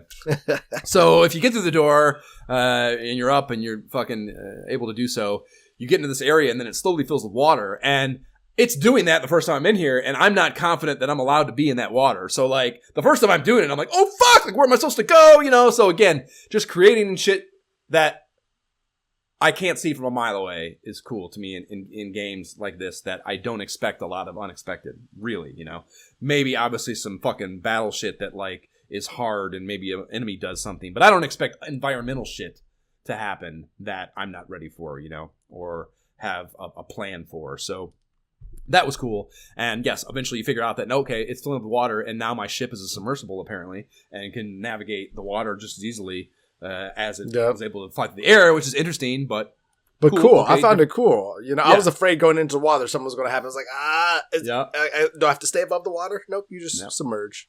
Yep. So that really all it's doing, and I think there's a little bit of shit to deal with in there, but barely anything. It's just literally, it's part of the boss approach, which is, this is a heavy dose of that, of that kind of like, okay, we're changing the environment for you to fucking do this boss battle. It's not just waiting for it to happen when you know it's coming. It's like literally changing the physics of what you're going to be doing, which is, I think, pretty cool too. And yeah, so you fly out of here and you do your boss approach and you get into a boss battle with D. Marina. And that description goes, she's covered with hard shells, but she knows her true character as you damage her. She will, shows, which is what it should be. Yeah. She will fire shockwaves from a crystal ball in her hands, and the battle will take a relatively long time. Be patient. True fact for all the boss battles in this game. And it's a two-phase deal. In phase 1, she comes up from the bottom as a huge clamshell that will pop off a 4-pronged spread laser from the front as we swim along. And that is, of course, also the weak point, like the crack in the shell. And you have to basically dodge those beams and shoot the damn thing. They're the weak point. It's a pretty soft start to this battle. That's really all that happens, and you're just kind of moving subtle movements around those beams, getting a pop off in. And this part is pretty easy. No, it is not at all. This part is where I died so many times. Like, not only did I die so many times, but on top of it, this is where the V laser, I could barely ever hit it. All I kept hearing was ping, ping, ping, ping, ping, ping, ping, ping, ping, ping, just over and over. I'm like, does the V laser shoot as it insinuates, not directly forward? No, it just is directly forward. But like, so you're thinking I'm hitting everything, but it feels like it's just like hitting the tip of the shell. Like, I don't know. Like, I feel like it was a glitch because I watched a video of this person using that, and they got to the second stage way quicker. Sounds like user error. No, I'm calling bullshit. I think they spliced some videos together. So what really happened was, Like, I died so many times just trying to move. Like, I'm not hitting it at all. It's not. So, I spent well over an hour, maybe hours on this fight trying to just get to the second stage with that weapon before I just said, I can't take it. I'm barely hitting the guns. Every now and then, like, it'll get through. And I'm like, this is not the boss. Like, this is a shell. This is not in the manual. The boss There's something else is here. this woman. What is happening here? So I just said, forget it. Finally died. Came back. Like, went back with, like, just a regular gun, but, like, a couple levels up, so I'm shooting. And then I was able to, like, get to the second phase. And that was, like, no problem. Like, it was relatively easy compared to just getting to that second phase, which is unreal to me. Yeah. The only thing with the first one, you're like moving. I can't remember actually. Excuse me, if the first one is that way or not. But this one, I felt it was at least you felt it more prominently. You're moving. The battle is moving. You're not in a fixed arena. Oh, you're definitely moving. You're cruising along through this tunnel, and they have stalactites and stalagmites coming from the ceiling and floor to deal with as well. So not only are you dealing with the boss, but you're dealing with this environmental problem as well. Jay, which one is which? Before we move any further. The environmental problem was not stalactites and stalagmites. Oh my gosh, not again. Stalactites, I think. Are what? Are stalactites or at the top? Nope. It's been too long. I forgot. I'm pretty sure. Okay, Boo Boo. Are stalagmites or stalactites? Which one is which? Okay, Boo Boo. What's a stalagmite?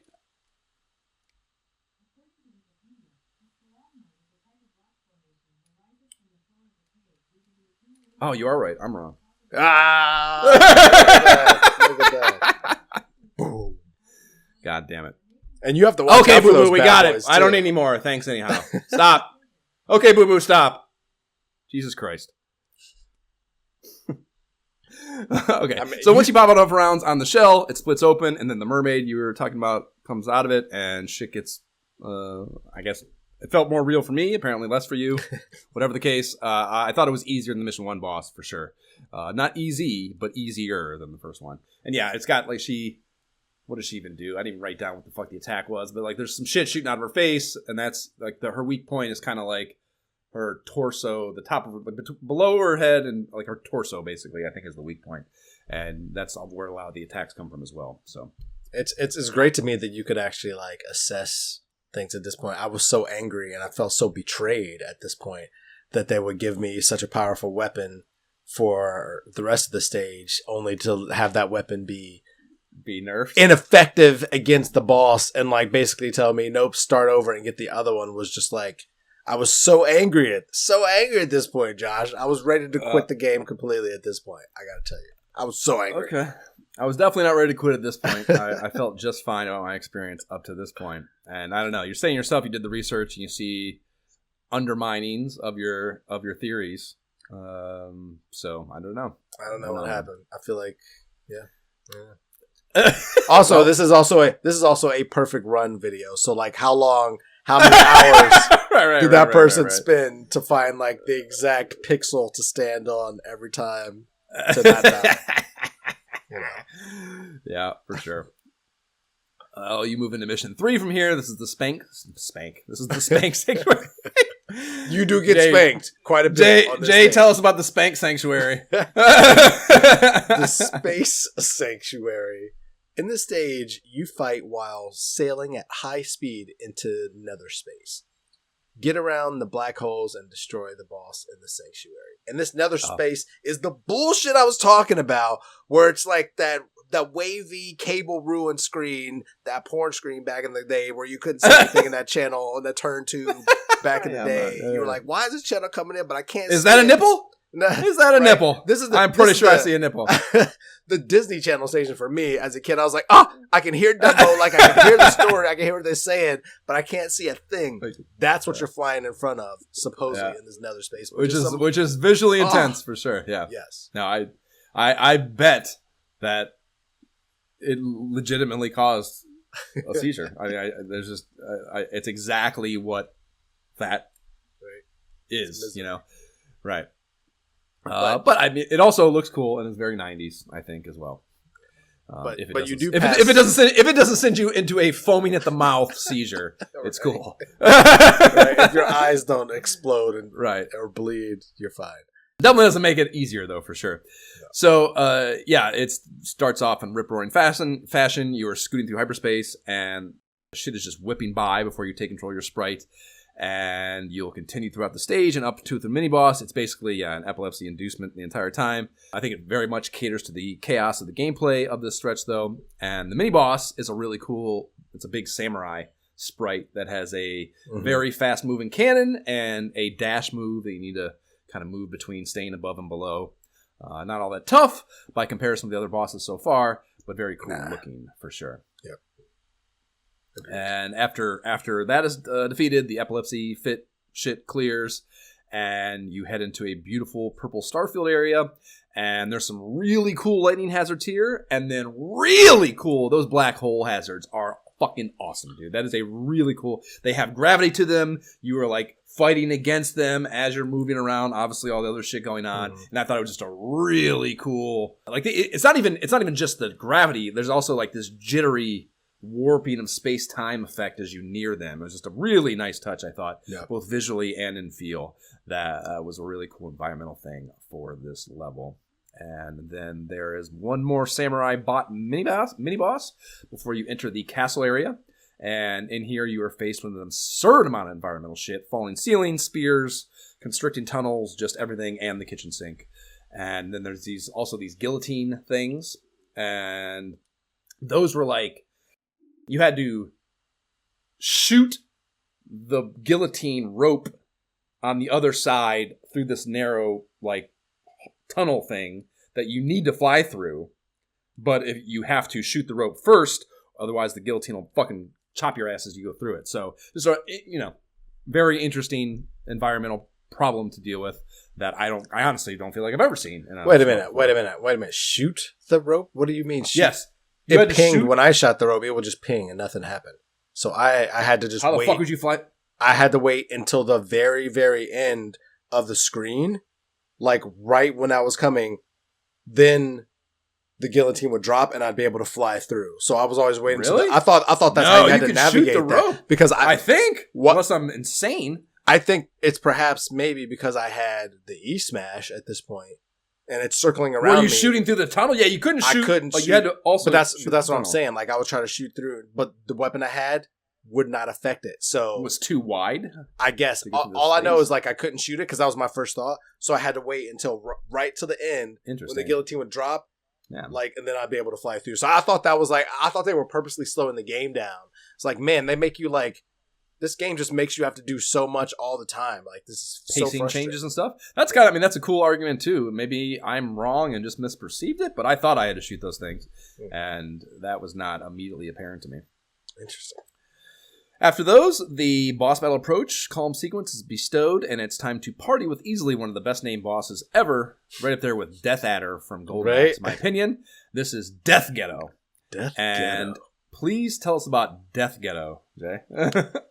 The boss, Death Ghetto, appears and disappears in front of you and behind you, and throws big rotating blades. The ship can damage the boss only when it is fully seen. The weak point is its face. Don't be overpowered by its huge body, and aim at the weaker point as accurately as you can. Yeah, man, and it's the Grim Reaper, and he left his scythe at home, scythe, Sith? And he's got Sith maybe, yeah. One of them's probably right. And he's got an incandescent light bulb in his skull that lights up his eyes yellow from time to time, which is a cool effect. And it's a fucking amazing boss fight, dude. And they are keeping to the tradition of these fucking fast-growing environment deals that really conveys the speed of the shmup battle kind of thing, like you're fucking cruising through this, and it's doing this thing. Like his chief mechanic is he dematerializes and kind of does these wavy ribbons of matter that move to the other side of the screen before congealing again to stage an attack from. And even that, like, this is what I was talking about earlier. Like, this is one, it may still be on like a set pattern, but it's not always just right and then left and right and left. It'll do that. There's a moment in that dematerialization animation where it could be going either way. You know what I mean? And you have to read and react. And yeah, you want to be the fuck off that side of the screen that it's going to come into, because it occupies damn near half the screen. And if you're over there, you're fucked. You know? So yeah, I think it's really fucking cool boss battle, both in design, aesthetic, everything. Very, very fucking cool. And yeah, the one shit part about it, if you don't have the right weaponry anyways, is half the time, or roughly half, however it fucking maths out, he's behind you and you can't attack, and you're just basically playing evasion, you know, which is of course a bummer to feel like you can't be doing damage in a boss battle. Is very hard, very frustrating feeling for sure. Yep, and then his attacks are these homing rings. It's bursts of 3 of them, and in order to evade these, you kind of have to like do that. It's like a very tried and true shmup thing for homing shit, where you like basically like learn to circle it at a wide enough circumference where it kind of just spins out, and like it eventually can't keep with you. You know what I mean? And that is you know, it's not new, but it's done well here, and is the third one in particular. Like, they like the 3 different rings have different homing. Like, they have different amounts. Like, it's the third one can turn tighter, I guess is the simplest way to say it. Like, the first 2 are easier to avoid, because if all 3 of them were like that third one, you'd be fucked. There's no way you'd be able to avoid all 3 of them if they moved the same way. So I can see it, I can feel that, and I can feel that deliberate choice in them, and that to me is I commend them for that as well. I can tell that there was intelligent design in there. You know? Oh yeah, you could notice the pattern after a while. At first, it felt like they were all chasing you, and then I was like, wait a minute, no, just these 2 are just going their defined path. But it's funny because I'm again watching this perfect video that I'd never seen before, because I don't do that when I'm playing these games. I play my own, you know. Oh. I have it going for me too, and I just started it. I bet I'm going to see a ton of shit. Dude, there's going to be at least a half dozen times where I stop talking and I just stare at my screen pissed off for like 10 seconds. Well, yeah, like I don't know if I ever came across the T laser, or if I did, maybe I just didn't. Like I think maybe I did and I didn't know what it was and picked up something else. But this dude has the T laser, and when I tell you the amount of time I spent on this fight versus the amount of time he spent on this fight. Dude. It looks like the skeleton doesn't even go through 2 cycles, like 2 disappearances, because he's shooting forward and backward. He's like, obviously he's aimed at it right at his head, just pouncing him. As soon as he goes behind him, he's turning red already. I think I looked at the same video as you, and dead. Like, yeah, I think I looked at the same video as you, and yeah, he vapes fucking Death Adder here, or Death Ghetto rather. This was such a long fight for me, man. Such a long fight. Because I couldn't shoot behind me either. So like when he goes behind me, I'm just avoiding. Those are just avoidance cycles for me. I might have to turn this playthrough off. It's like I can't. It's so much is happening. It's so distracting, basically. It's so distracting to watch this dude play this, even casually, and try to also podcast at the same time. It is a fucking lot, man. Yeah. Wow. Okay. Well, I spent a lot of time on it, but it at least to me was one of the more deliberate bosses. The first ones had kind of just more variance to them. This was a little bit more of a plotting, I see what's coming, other than that materialization on which side of the screen thing. To me, at least, was calculable, if not still difficult, you know? Yeah. So that's that. And then we move into mission 4, the space colony. And this reads, in this stage, you pass through a graveyard of spaceships and robots. The ship must get into the inside of the space colony. The stage can be cleared by destroying the core of the boss, Biomonster. And this area is the graveyard of space and has many obstacles. Obtain a powerful weapon and be prepared. The elevator is installed at the entrance of the space colony. Many random enemies are floating around in here. And inside the unattended colony, there appears a dragon called Rob. Its moves are tricky and it's hard to destroy. And I think it's worth noting that that name is not all capitals. It's not an abbreviation. It's just a dragon named fucking Rob. And that's pretty cool. A mini boss, no less, named Rob. Right. Like, so how did you get that name? Like, you just found an adventurer. He was named Rob, and you were like, I like that name as you yeah, I shall adopt it as my own. Yes. And this does indeed start off in a very hectic space junk debris field that Graveyard mentioned a moment ago, and it's pretty busy, but I feel like they dialed back on the enemy aggression. They did. They did. Like, was that on purpose? Right, yeah, I think that, yeah. So if we both felt it, then I think it had to be. And yeah, so that was nice, I think, too, because it's the first time you're really dealing, other than the asteroids, which are bigger and not fucking moving around, you know. So it's the first time you're dealing with this, so they allow you to kind of get your feet wet with it, which is a nice reprieve, I thought. It does not take long to get to that elevator either, and that it's a total non-event when you do so, too. There's really, it says there's shit float in there, but there really isn't. It's a pretty, you just go through whatever. And then heading out of the elevator, you enter a really cool upside-down city, high-rise area, very awesome fucking design, you know, and they're calling this a space colony, and the Rob mini-boss mentioned is a centipede-like deal, a segmented body that snakes around the screen, not terribly unlike the Dragon Wave deal, but a little different. Right before you get to the boss battle, they drop you into a primary area where you have to just survive and advance. It's like, I don't think anyways, you can't do damage to those worms in the tunnel, right? The X tunnel deal at the end of the stage? I don't think so. I don't think so. Right, so that's very interesting that it's kind of just like something you have to just deal with and not kill. You don't see that a lot in shmups, I feel. So that was an interesting design choice. But yeah, it's like it's a just stay alive. Right. It's like it's an X, or it's like two tunnels crossing to make an X, and a tube will pop out one end of the X from off screen, or into one end of the X from off screen, and then a few beats later, another pops in from an adjacent end of the X, either to the left or right of it, and then a worm flies out of the first one and goes into the crux of the X, and then into the other tube that had popped out, you know? So just, I don't think you can do damage to it. You're just trying, and it like shoots a projectile when it's going too. So you're like, you're not only avoiding, you got to stay out of the middle because the fucking worm will hit you, but you're also avoiding the walls while this fucking projectile is flying at you. It's very, I had a really hard time figuring out what I'm doing here. And even understanding that I shouldn't be trying to attack it, which of course makes it harder when you're trying to do that. Right? Like, why would you? At what other point are you just avoiding? Except for the guillotine drop, which when the video I watched, it looked like he did the same thing as me. Like, you can't shoot that. I think you were just really like okay. So except for that, you would just be thinking, I need to kill what I see on the screen. Like, why would you put something I can't kill? You know? Right. So yeah, turning expectation on its head. So many deaths, unnecessary. Trying to kill it. You know. Yeah. So yeah, you gotta basically survive maybe a half dozen of the pop-ins, basically, and then it just goes away, and you move out of the X and into the boss battle approach.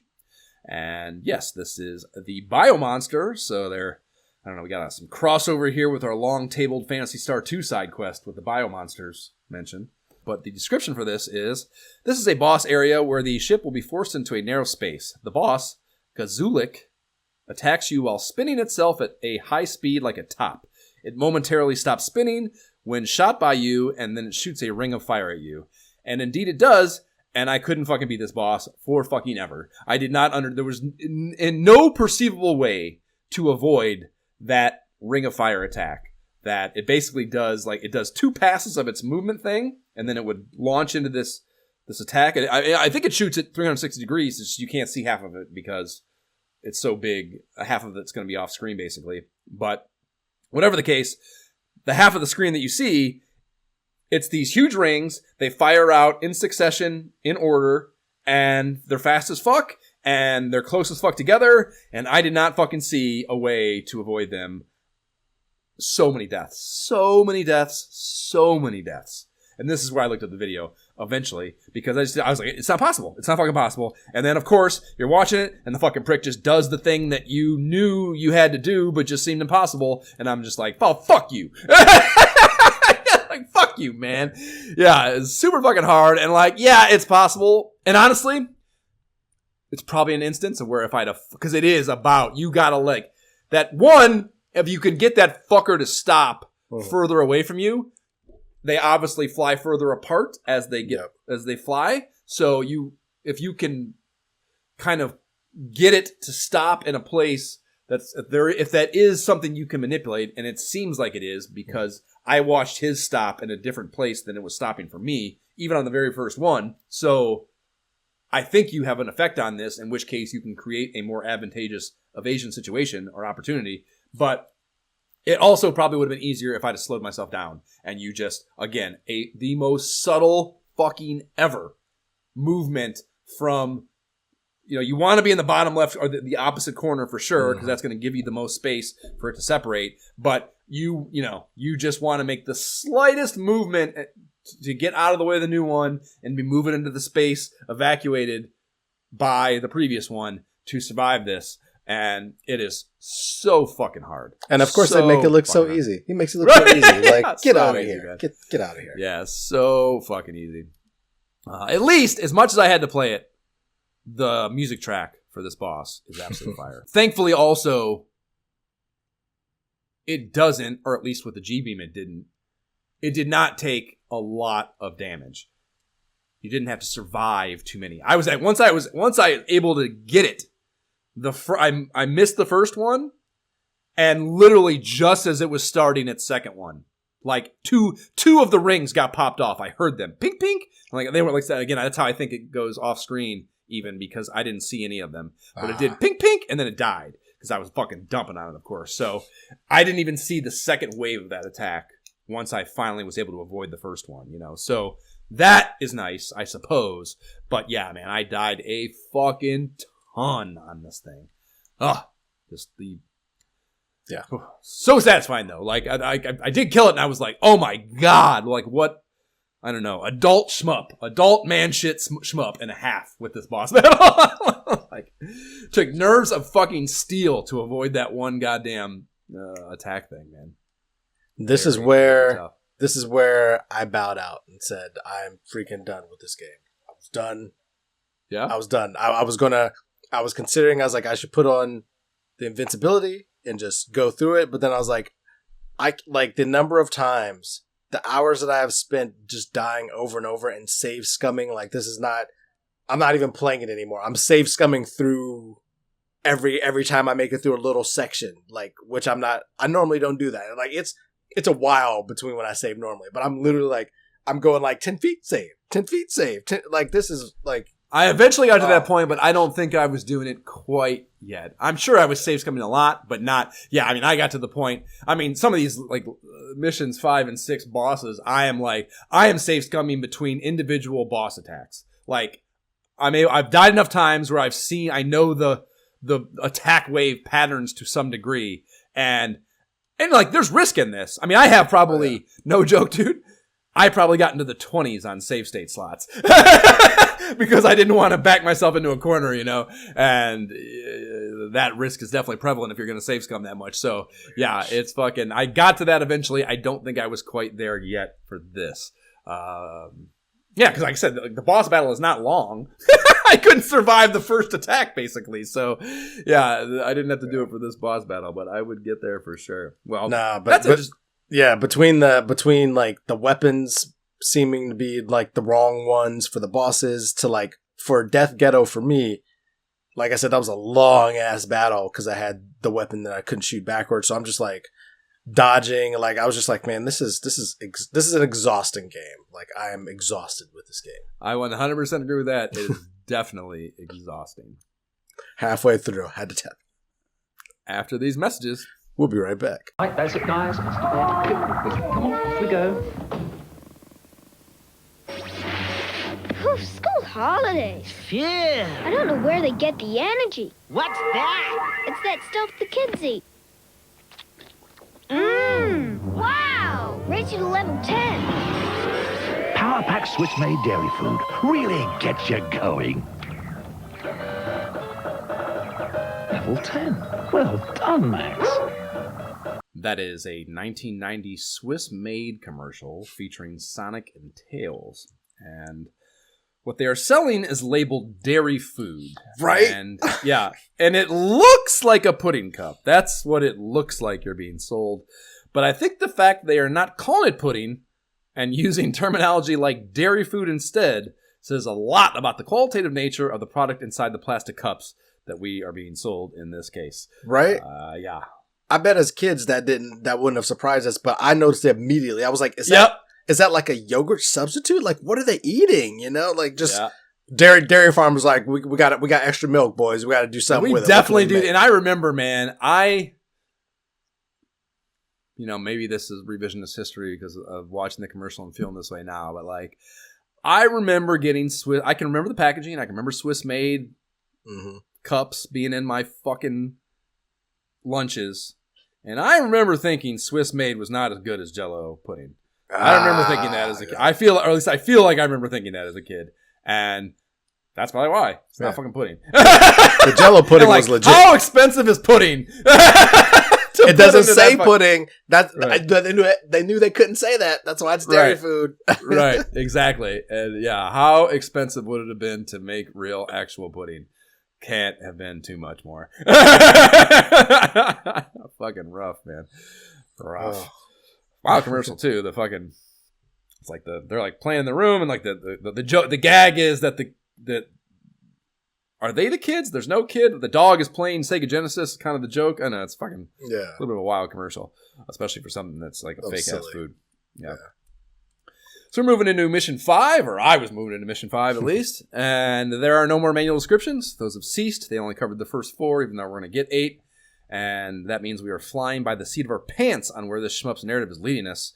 And in the case of this level, we are in space, and this is probably, to me, the coolest space level. It's actually the environment I have behind me right now. There is some kind of space ice that will keep popping out. Like, it's not always there. Sometimes it pops out, sometimes it goes away. And then fire also will do the same from the bottom. And they both kind of will deploy debris, space ice, of course, and then fireballs that split into... You can shoot them, thankfully, before they do this, but that's hard. And if you don't shoot them, they will split into 3 and create a bigger environmental problem. So a really cool ongoing nuisance throughout the stage that you will kind of oscillate between and then eventually deal with both at the same time towards the end. And it's just probably the coolest environment in that it kind of has a evolution to it, and it just looks cool. You know, obviously fire and ice is just a cool visual. So that's cool. The mini-boss is a ship that spats homing missiles out continuously and shields its vulnerable spot in the middle of the sprite with an electricity force field that only cuts out just before it fires off this bolt attack. And they do this where, like, you're bouncing between those environmental things on the top and bottom, like I said. And the first mini-boss bounces between them, goes from ice to fire, back and forth. And the second one makes you deal with both of them at the same time. And holy fuck, is that hard. This is probably where I'm just, like, literally starting to I'm just every 5 seconds. Just like fucking pause, save scum, move safe state slot, then save. And make sure I'm not fucking myself, because it was fucking hard. Just a absolutely brutal save scumming adventure to survive this. Right. Then you coming out of that, you get a nice boss battle approach. The Lake of Fire look is kind of the aesthetic of the approach. And then you skim along it, and like I said, it kind of looks like a Lake of Fire. You skim along it for the approach, and then right before the actual boss battle, you like do this quick ascension thing up from it. So it's just a cool look to it, you know. And yes, here you battle a huge brown dragon that fires lasers from its face, missiles from its large talons, and you have to shoot its neck between those 2 projectile sources to win. And it'll charge you as well, so you can't just hang out in front of it. So yeah, this was the first one where I really learned to tactically position that Taz thing, like we were talked about early on, as like a invincible dummy to stage the offensive, while I spent all my primary focus on evasion as the thing that could be killed. You know what I mean? And it was there's some, like, it also probably noticing it here was funny to me because it was also to me maybe the most prominent effort by the boss to counteract that, in that it would fire this blue ball that would home down into the bottom left, or a fireball rather, that would home down into the bottom left if you were hanging out in that corner, or if you would hang out in the top left corner, it had this projectile that would come off a thing on its wing, which would fly up all the way to the top of the screen before it shot off. So it did not want you in those corners because it knew that was the only safe space. So it did a good job of keeping you from cheesing it in that way. So yeah, many, not blasts. easy. Not easy. And once you finally do the first phase, its arms will drop off and it becomes vulnerable all over after that. And the catch to this seemingly advantageous development is it is now firing off these incredibly fast wave projectiles that split into a bunch of different fucking...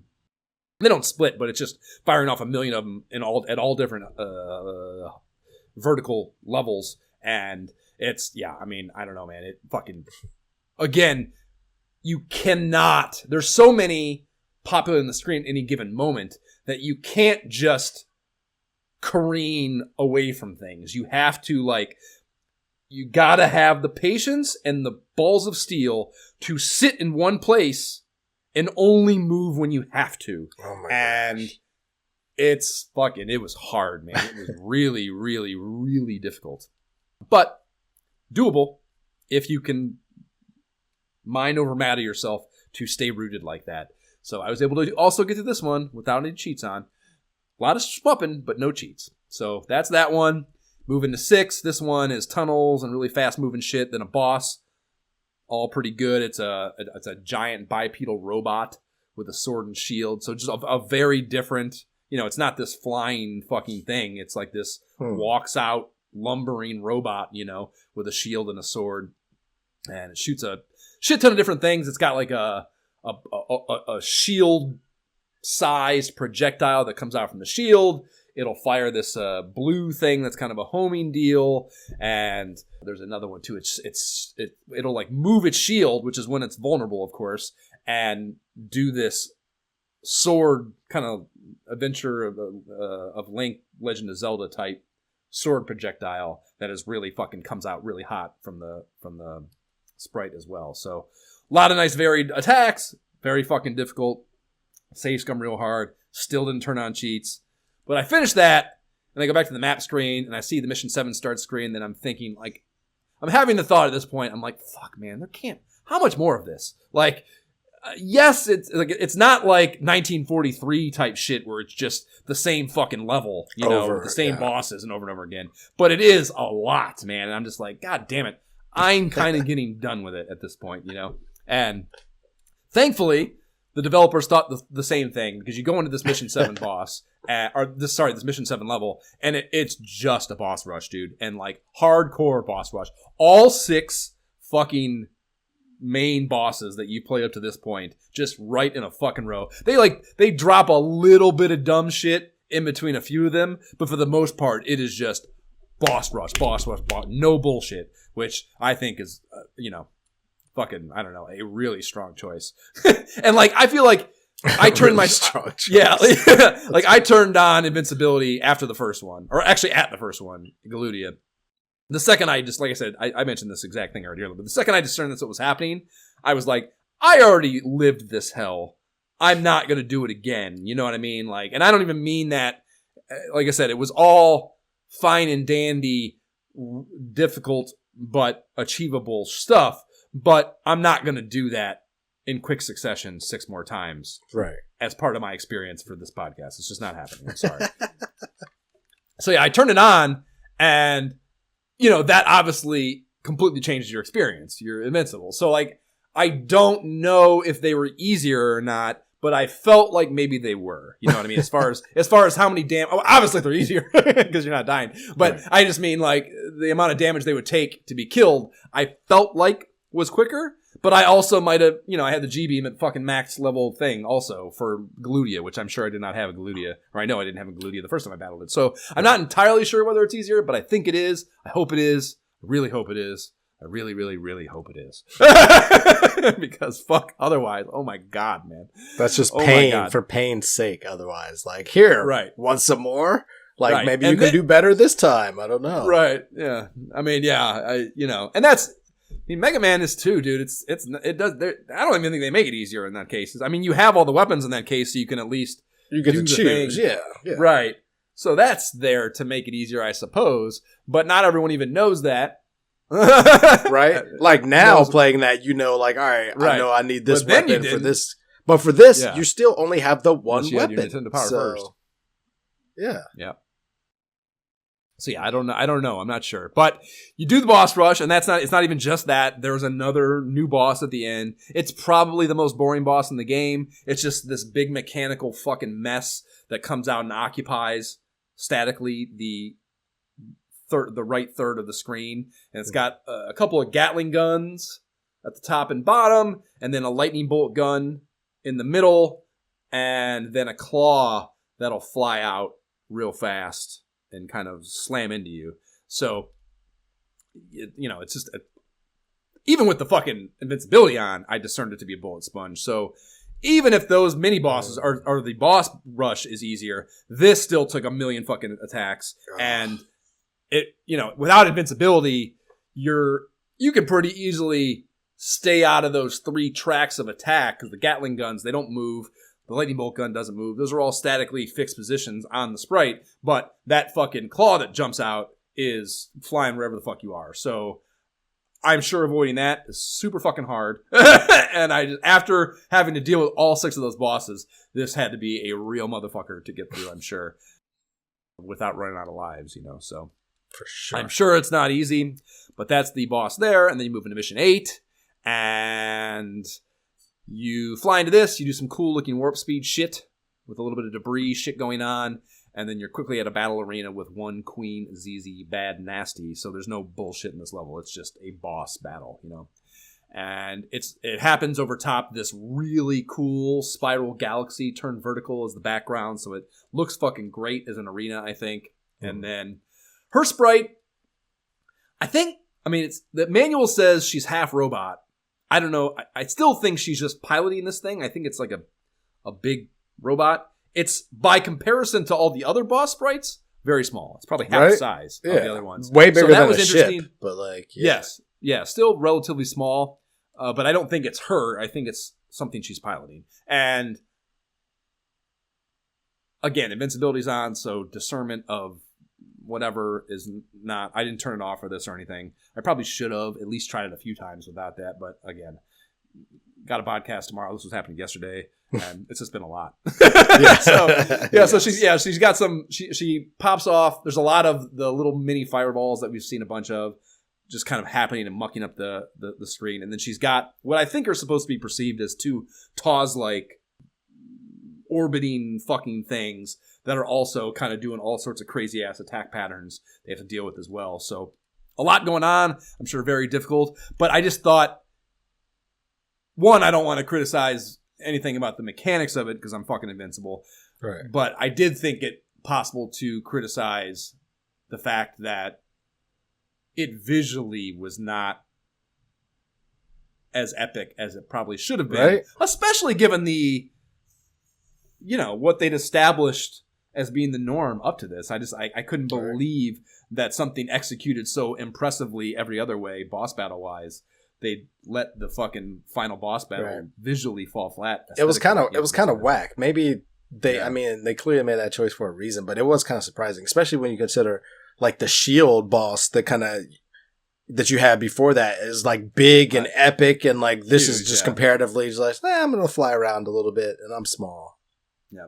Yeah, it was a little bit of a bummer, I thought. But if you can kill her without having invincibility on, great. If you do it with invincibility, the same thing happens. She dies. We cut to a slideshow starting with her in the cockpit, and it's rather dramatically lit, just kind of like this dead-on shot of her, and it's highlighting some what has not been conveyed to you yet. She has some really fierce cleavage going on in this shot. So they get at least a little sexual here at the end. You haven't had much of that in this game to this point for an anime-style title. That's surprising. But it's they wedge it in here at the very end. And ZZ says, no! Oh! No! How could this happen? What? Oh! Oh. And the answer to all that, Queen ZZ Bad Nasty, is because I turned on the invincibility cheat. That's how this happened. That's exactly how the fuck this happened. Nice. Otherwise, it probably wouldn't have. So relax, you know. And then it dips to white real quickly before we see the futuristic city with Natasha talking to us as the ending theme cues up.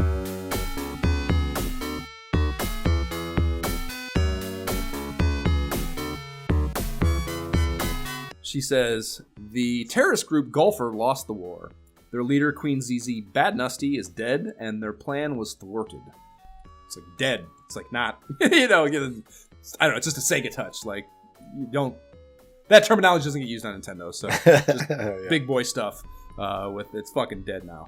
Or she's fucking dead now. And then we cut to Natasha close up. She goes on to say, Dan, what will you do now? And then we see Dan the man. He says, I will go back to Earth and renew that beautiful green planet. And then we watch both, it's Natasha and Dan. Right, but Alexis was a dude, I thought. Oh, you mean standing there? Yeah. Is Well, one of them It's got to be Alexis, yeah. Alexis? They're both women. Yeah. They're both female identified. Whatever the case. Whatever. There's two of them watching him go, and I don't know. Are you're watching this? Yeah. The amount of time that he stands in place but is shown to be walking away from them is hilarious to me. It was like, I was like, is it broke? What the fuck? It's like he's marching in place. Yeah. Like, what's happening? And, you know what? All it is that's the animation. And all these animations work the same way. It's the same small animation, just in a loop Repeating. a million times. Yeah. But in this case, they did walking away, and it just, I don't know, it played goofier because of what, you know, there's just no change in his sprite size or anything. Yeah. He's walking away. And then, so you're watching this, and then Alexis does this real, like, it reads like she's saying it to herself, Dan, ... and then it cuts to Alexis, and Natasha says, I want that dick! That's not what she says. It's not what she says. It's not okay to say that in video games. Alexis does not say that part, but we know the fucking deal here. She says, Yes. She goes, I want ... I mean ... And then Natasha says, Alexis, go with him and enjoy your life. Always believe in yourself. Right, like, go ahead. We know what you want. We know. Right, yeah. It gets so bad here towards the end. And then Alexis says, oh, thank you, Natasha. It's like, okay, like, you're allowing me to do this. Great, cool. And then Natasha says, we will keep our eyes on you. Good luck. And that is, to me, that's the exact thing you say to someone, to a woman. You say this facetiously to a woman when she is making the choice to just uproot her life and go with some dude to some place she's never been or knows nothing about, for a dude she knows nothing about. You know, it's like just a terrible life choice. And she's like, fucking good luck. Good luck with that idea. And then we cut to a really shitty looking space ride puttering through space. It's got a peppier end tune that starts here.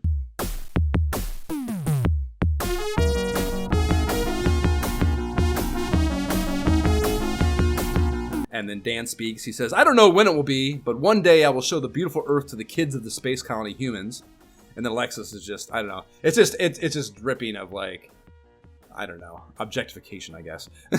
Oh, like, Dan. Like, yeah, right, exactly. Like, he's like talking about, I don't know, he's got like his work project, you know what I mean? And she's just like, all she could talk about is fucking like this budding romance that it doesn't seem like he's really participating in. Yeah, he's just like, sure, come along. This is what's going on in my life, and this is what I'm about. Right, yeah, I'll be busy with this. I mean, if you want to hang out at the house, whatever, man.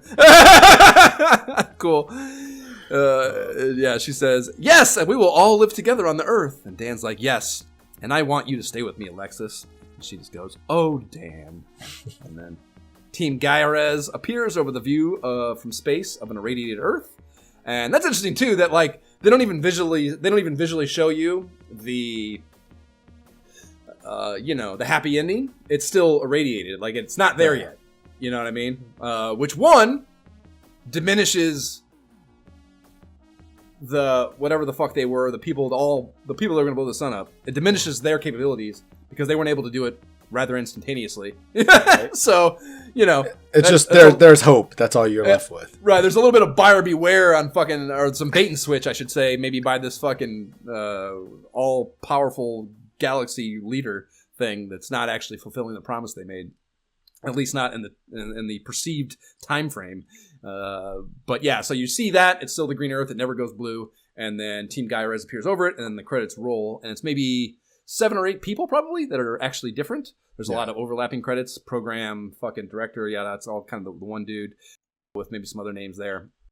And then there's a shit ton of special thanks, like half of which have the same last name. So it's probably just like the family that owns the fucking product, the company in Japan. Okay. Telnet or whatever the Japanese side of this was. Renovation Products was the stateside iteration of it. I think Nelnet. So that is Gaiares.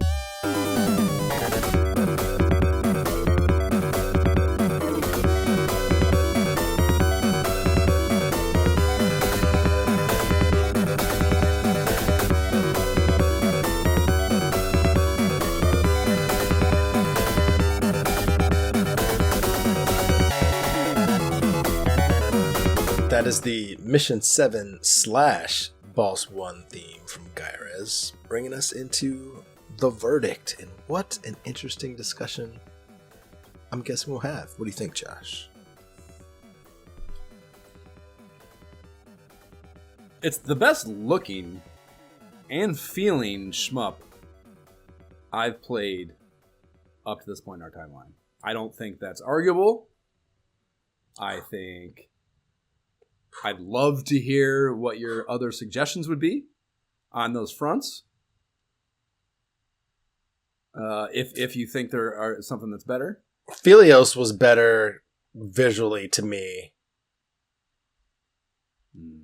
Close. It's well, better. Yes, because I never got the epilepsy. I enjoy that art feeling from that. You're sure but even that, like I said, it wasn't bad. It just was something that wasn't known to be a terrible idea yet. That's fair. Yeah, I mean, I like the art more, but I don't think the art was better. Also, is that the same company? Was that Renovation Products? No, it wasn't. No. Who the fuck made that game? That would be super interesting if it was. I feel like it could have been. There weren't a ton. I think it is, actually, dude. That's dumb to not look that up. Namco. Oh, yeah, it was Namco. Yeah, that's right. Represent Namco. So I hear liking that more, because that's just, to me, also a more fun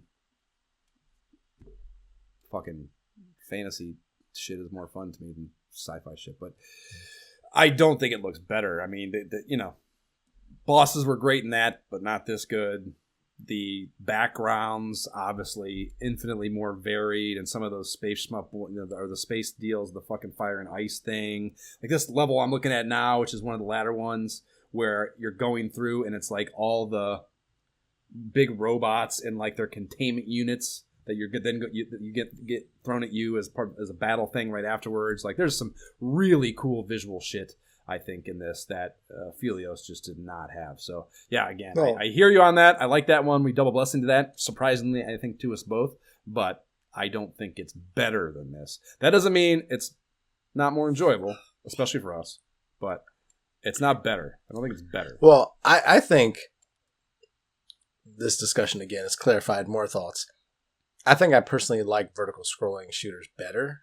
Like I just think like there's just many aspects that I always just enjoy that better. Because every time we come to a horizontal, I like them way less. Like unless they're doing something really fun, I'm just liking it less. I don't know why that is.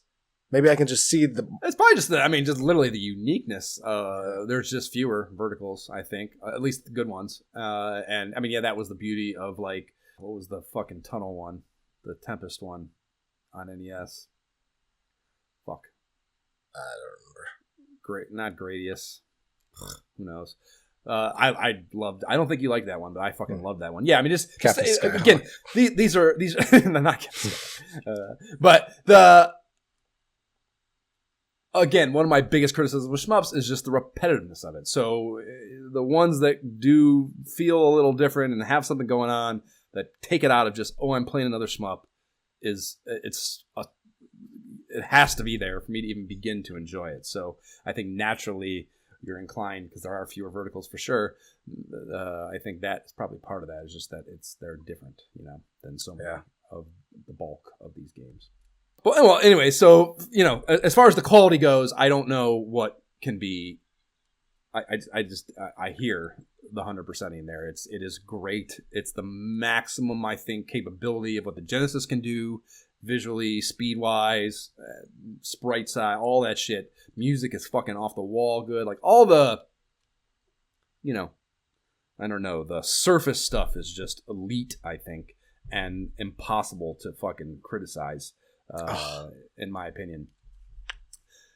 It does at the end. I was tired of shmupping, so Let's see, but I don't, the only way I think that I can use that as a criticism for the purposes of what we're trying to get to the bottom of here, which is whether or not it deserves a blessing, is if it feels that way because of some shortcoming.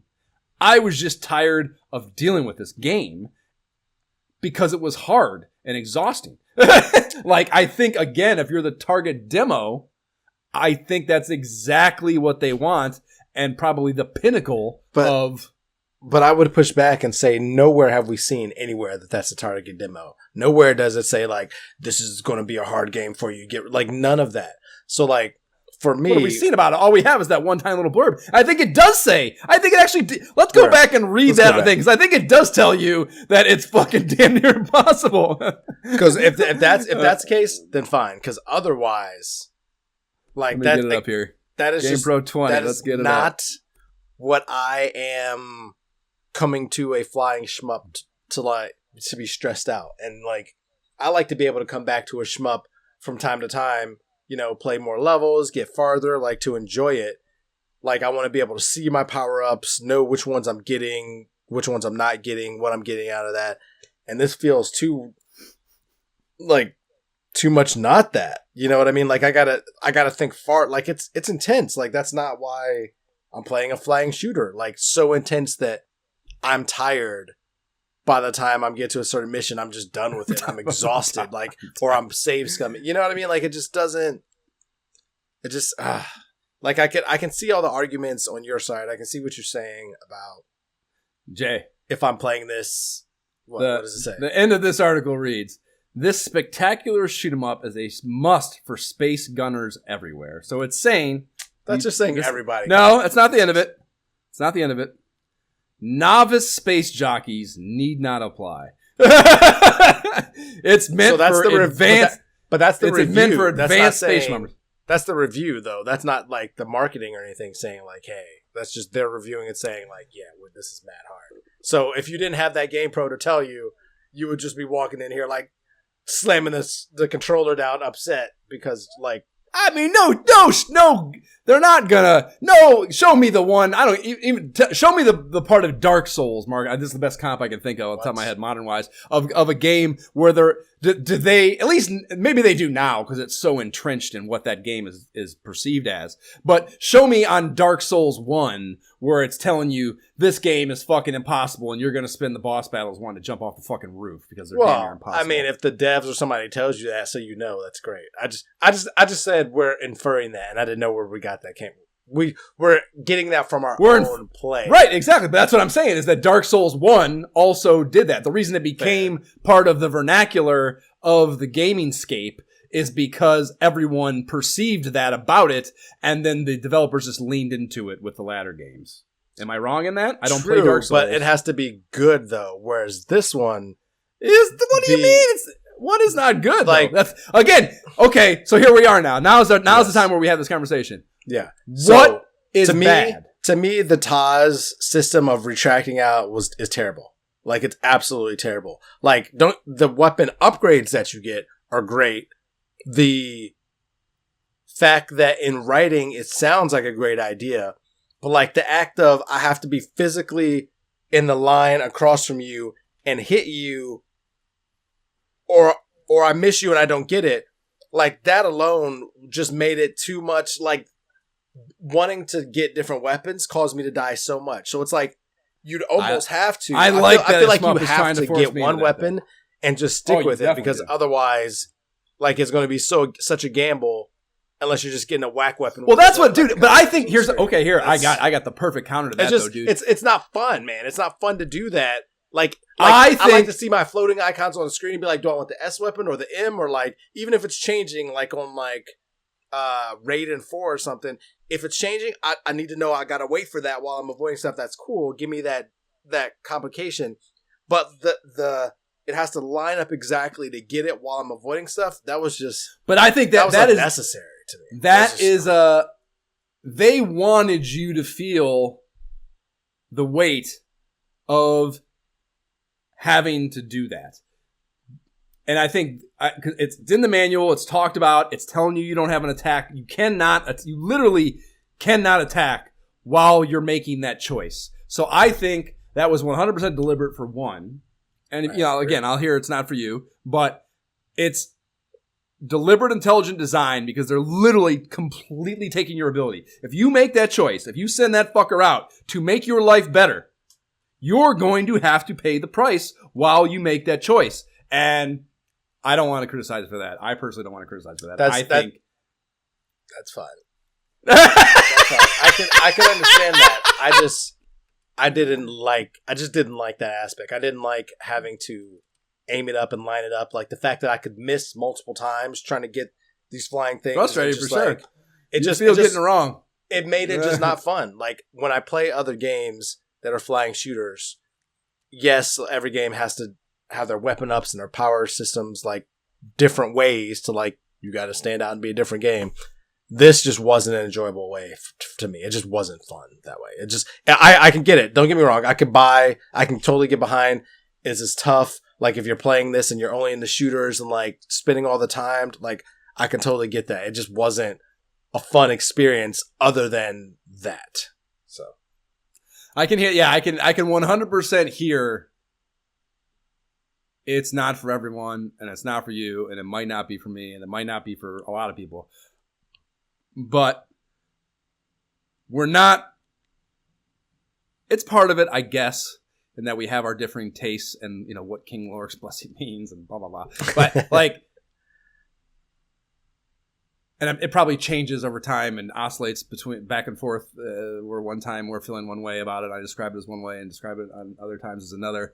That's the beauty of having our own podcast. We don't have to answer to that. But, I don't, in this moment, I don't want to play any more Gaiares. I am not going to play any more Gaiares. But I want to give it the blessing because of the craftsmanship that it has. Even if, with the caveat of you better be good at shmups and you better really like them if you're going to sit down and really play this honestly and expect to have fun. You better be into the fucking...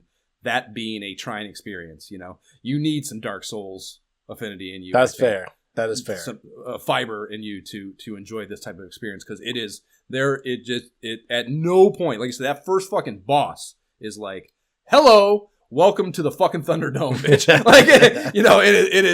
It starts off hard as fuck and only gets worse from there. So you gotta really love the mechanics of this type of game and having a hard time exploring all that's available to you and figuring out what works for you and blah, blah, blah, blah, blah. Like, I think you got to really be into it to enjoy this. But if you do, I think, I don't know, I don't know what your better thing would, like, I don't see what more you would want out of a game. You know what I mean? Because I think there is just a ton of different systems. All the bells and whistles are there as far as the aesthetics go, the surface stuff. It's just, I don't know what more you could ask for if you like this type of game. And even though I don't want to say that it doesn't deserve to be in the pantheon because of my own personal taste. Yes, if you are a horizontal flying shooter person and you like a challenge, knock your socks off. Okay. Well, I'm bestowing it. So I'll give it the blessing on those grounds because to your point, if I think about it from an Elden Ring standpoint, Elden Ring's hard AF. I haven't finished it, but I'm so close, but I'm at a battle that I literally can't beat without calling a friend. So I'm like, would I not give Elden Ring the blessing because it's hard as fuck? No, I wouldn't. So all right, fine. Oh, look at that. Look at that double blessing, despite Jay coming in the door hot with some fucking fuck this game shit. So, and I still feel that way. I still feel that way. And I will not play it again. But yeah, I definitely don't need to play. It's In well fact, made. I would like to say. I would like to make a declaration that we're not going to play any shmups for a while, is what I would like to say. I'm good with that. I don't give a shit what dumb shit you let me fucking, whatever dumb rabbit holes I let myself fall down to in the MAG episodes, Jay, don't let us do it. Fucking think We're of in a moratorium of shmups think of, what's it called? A safe word. Think of a safe word. And say the safe word if I get into a place that you feel like I'm backing us into something fucked up. Just say the safe word. I'm just going to say mushrooms, and you're just going to say, we're done. Say Josh Allen. Say Josh Allen. Then I'll emotionally take immediately. I'll be like, oh, fuck. Okay, word. Well, next up, we will be working our way back into the Sega Zone exclusively with Sega Visions 4. That's always exciting to me, so I'm happy that will be our next MAG episode. This also, in all likelihood, be our final episode on the main timeline, any timeline, before the new year. So, happy holidays, Merry fucking New Year, thanks for listening, all that stuff. You can subscribe to the pod on the platform provided, whatever dumbass company that serves up your pottery. Please rate and leave positive shit for the pod on that podcast platform of choice, or any other for that matter. The website is nyehentertainment.com/ISOHpod. Get emails directly at isohpodcast@gmail.com. Follow the pod on Facebook and or Instagram, Reddit as well. There's a link to the YouTube gameplay videos playlist in the show notes, I should say. And we don't have a Patreon, but if you'd like to give money to things podcasters tell you to during the holidays or at any other time, you'd like to us in our direction, the Able Gamers Foundation creates custom gaming rigs for gamers with disabilities, and that's cool as fuck, particularly at the holidays or during the holidays. At ablegamers.org is where you can find them. There are t-shirts on the website. They're dope. Make great Christmas gifts or holiday gifts of any kind. And I'm wearing one right now. Proceeds on those after pod expenses go to Able Gamers. So score you some of those. Jay, what are your socials? Gentleman JB without the second E. You can find me where I'm posting, but mostly you need to come find me on Xbox and let's play some Marvel Rivals. Get that Wolverine fastball going. You can find me on Instagram. My shift keys broke. That's also my Oculus tag, and I'm on Twitter at Josh Folan. What am I playing right now that you can find me on Quest for? Dungeons of Eternity, maybe. Started kind of playing that a little bit here and there. We should play that as well. They added a fourth person. You can play 4-player now on that. Oh, nice. So they're constantly. I just can't believe a full year later. The constant development and support, they're really there's a bunch of new shit in there. Okay. Yeah, I jumped in there a few weeks ago, and they're fucking ton of new shit in the hub area, weapons, the way the fucking stage selection thing works completely differently now. It's like they are constantly working on that, so that it must have good player support to warrant doing that, which is cool. Nice. So yeah, let's do some of that. Okay, bye. Bye.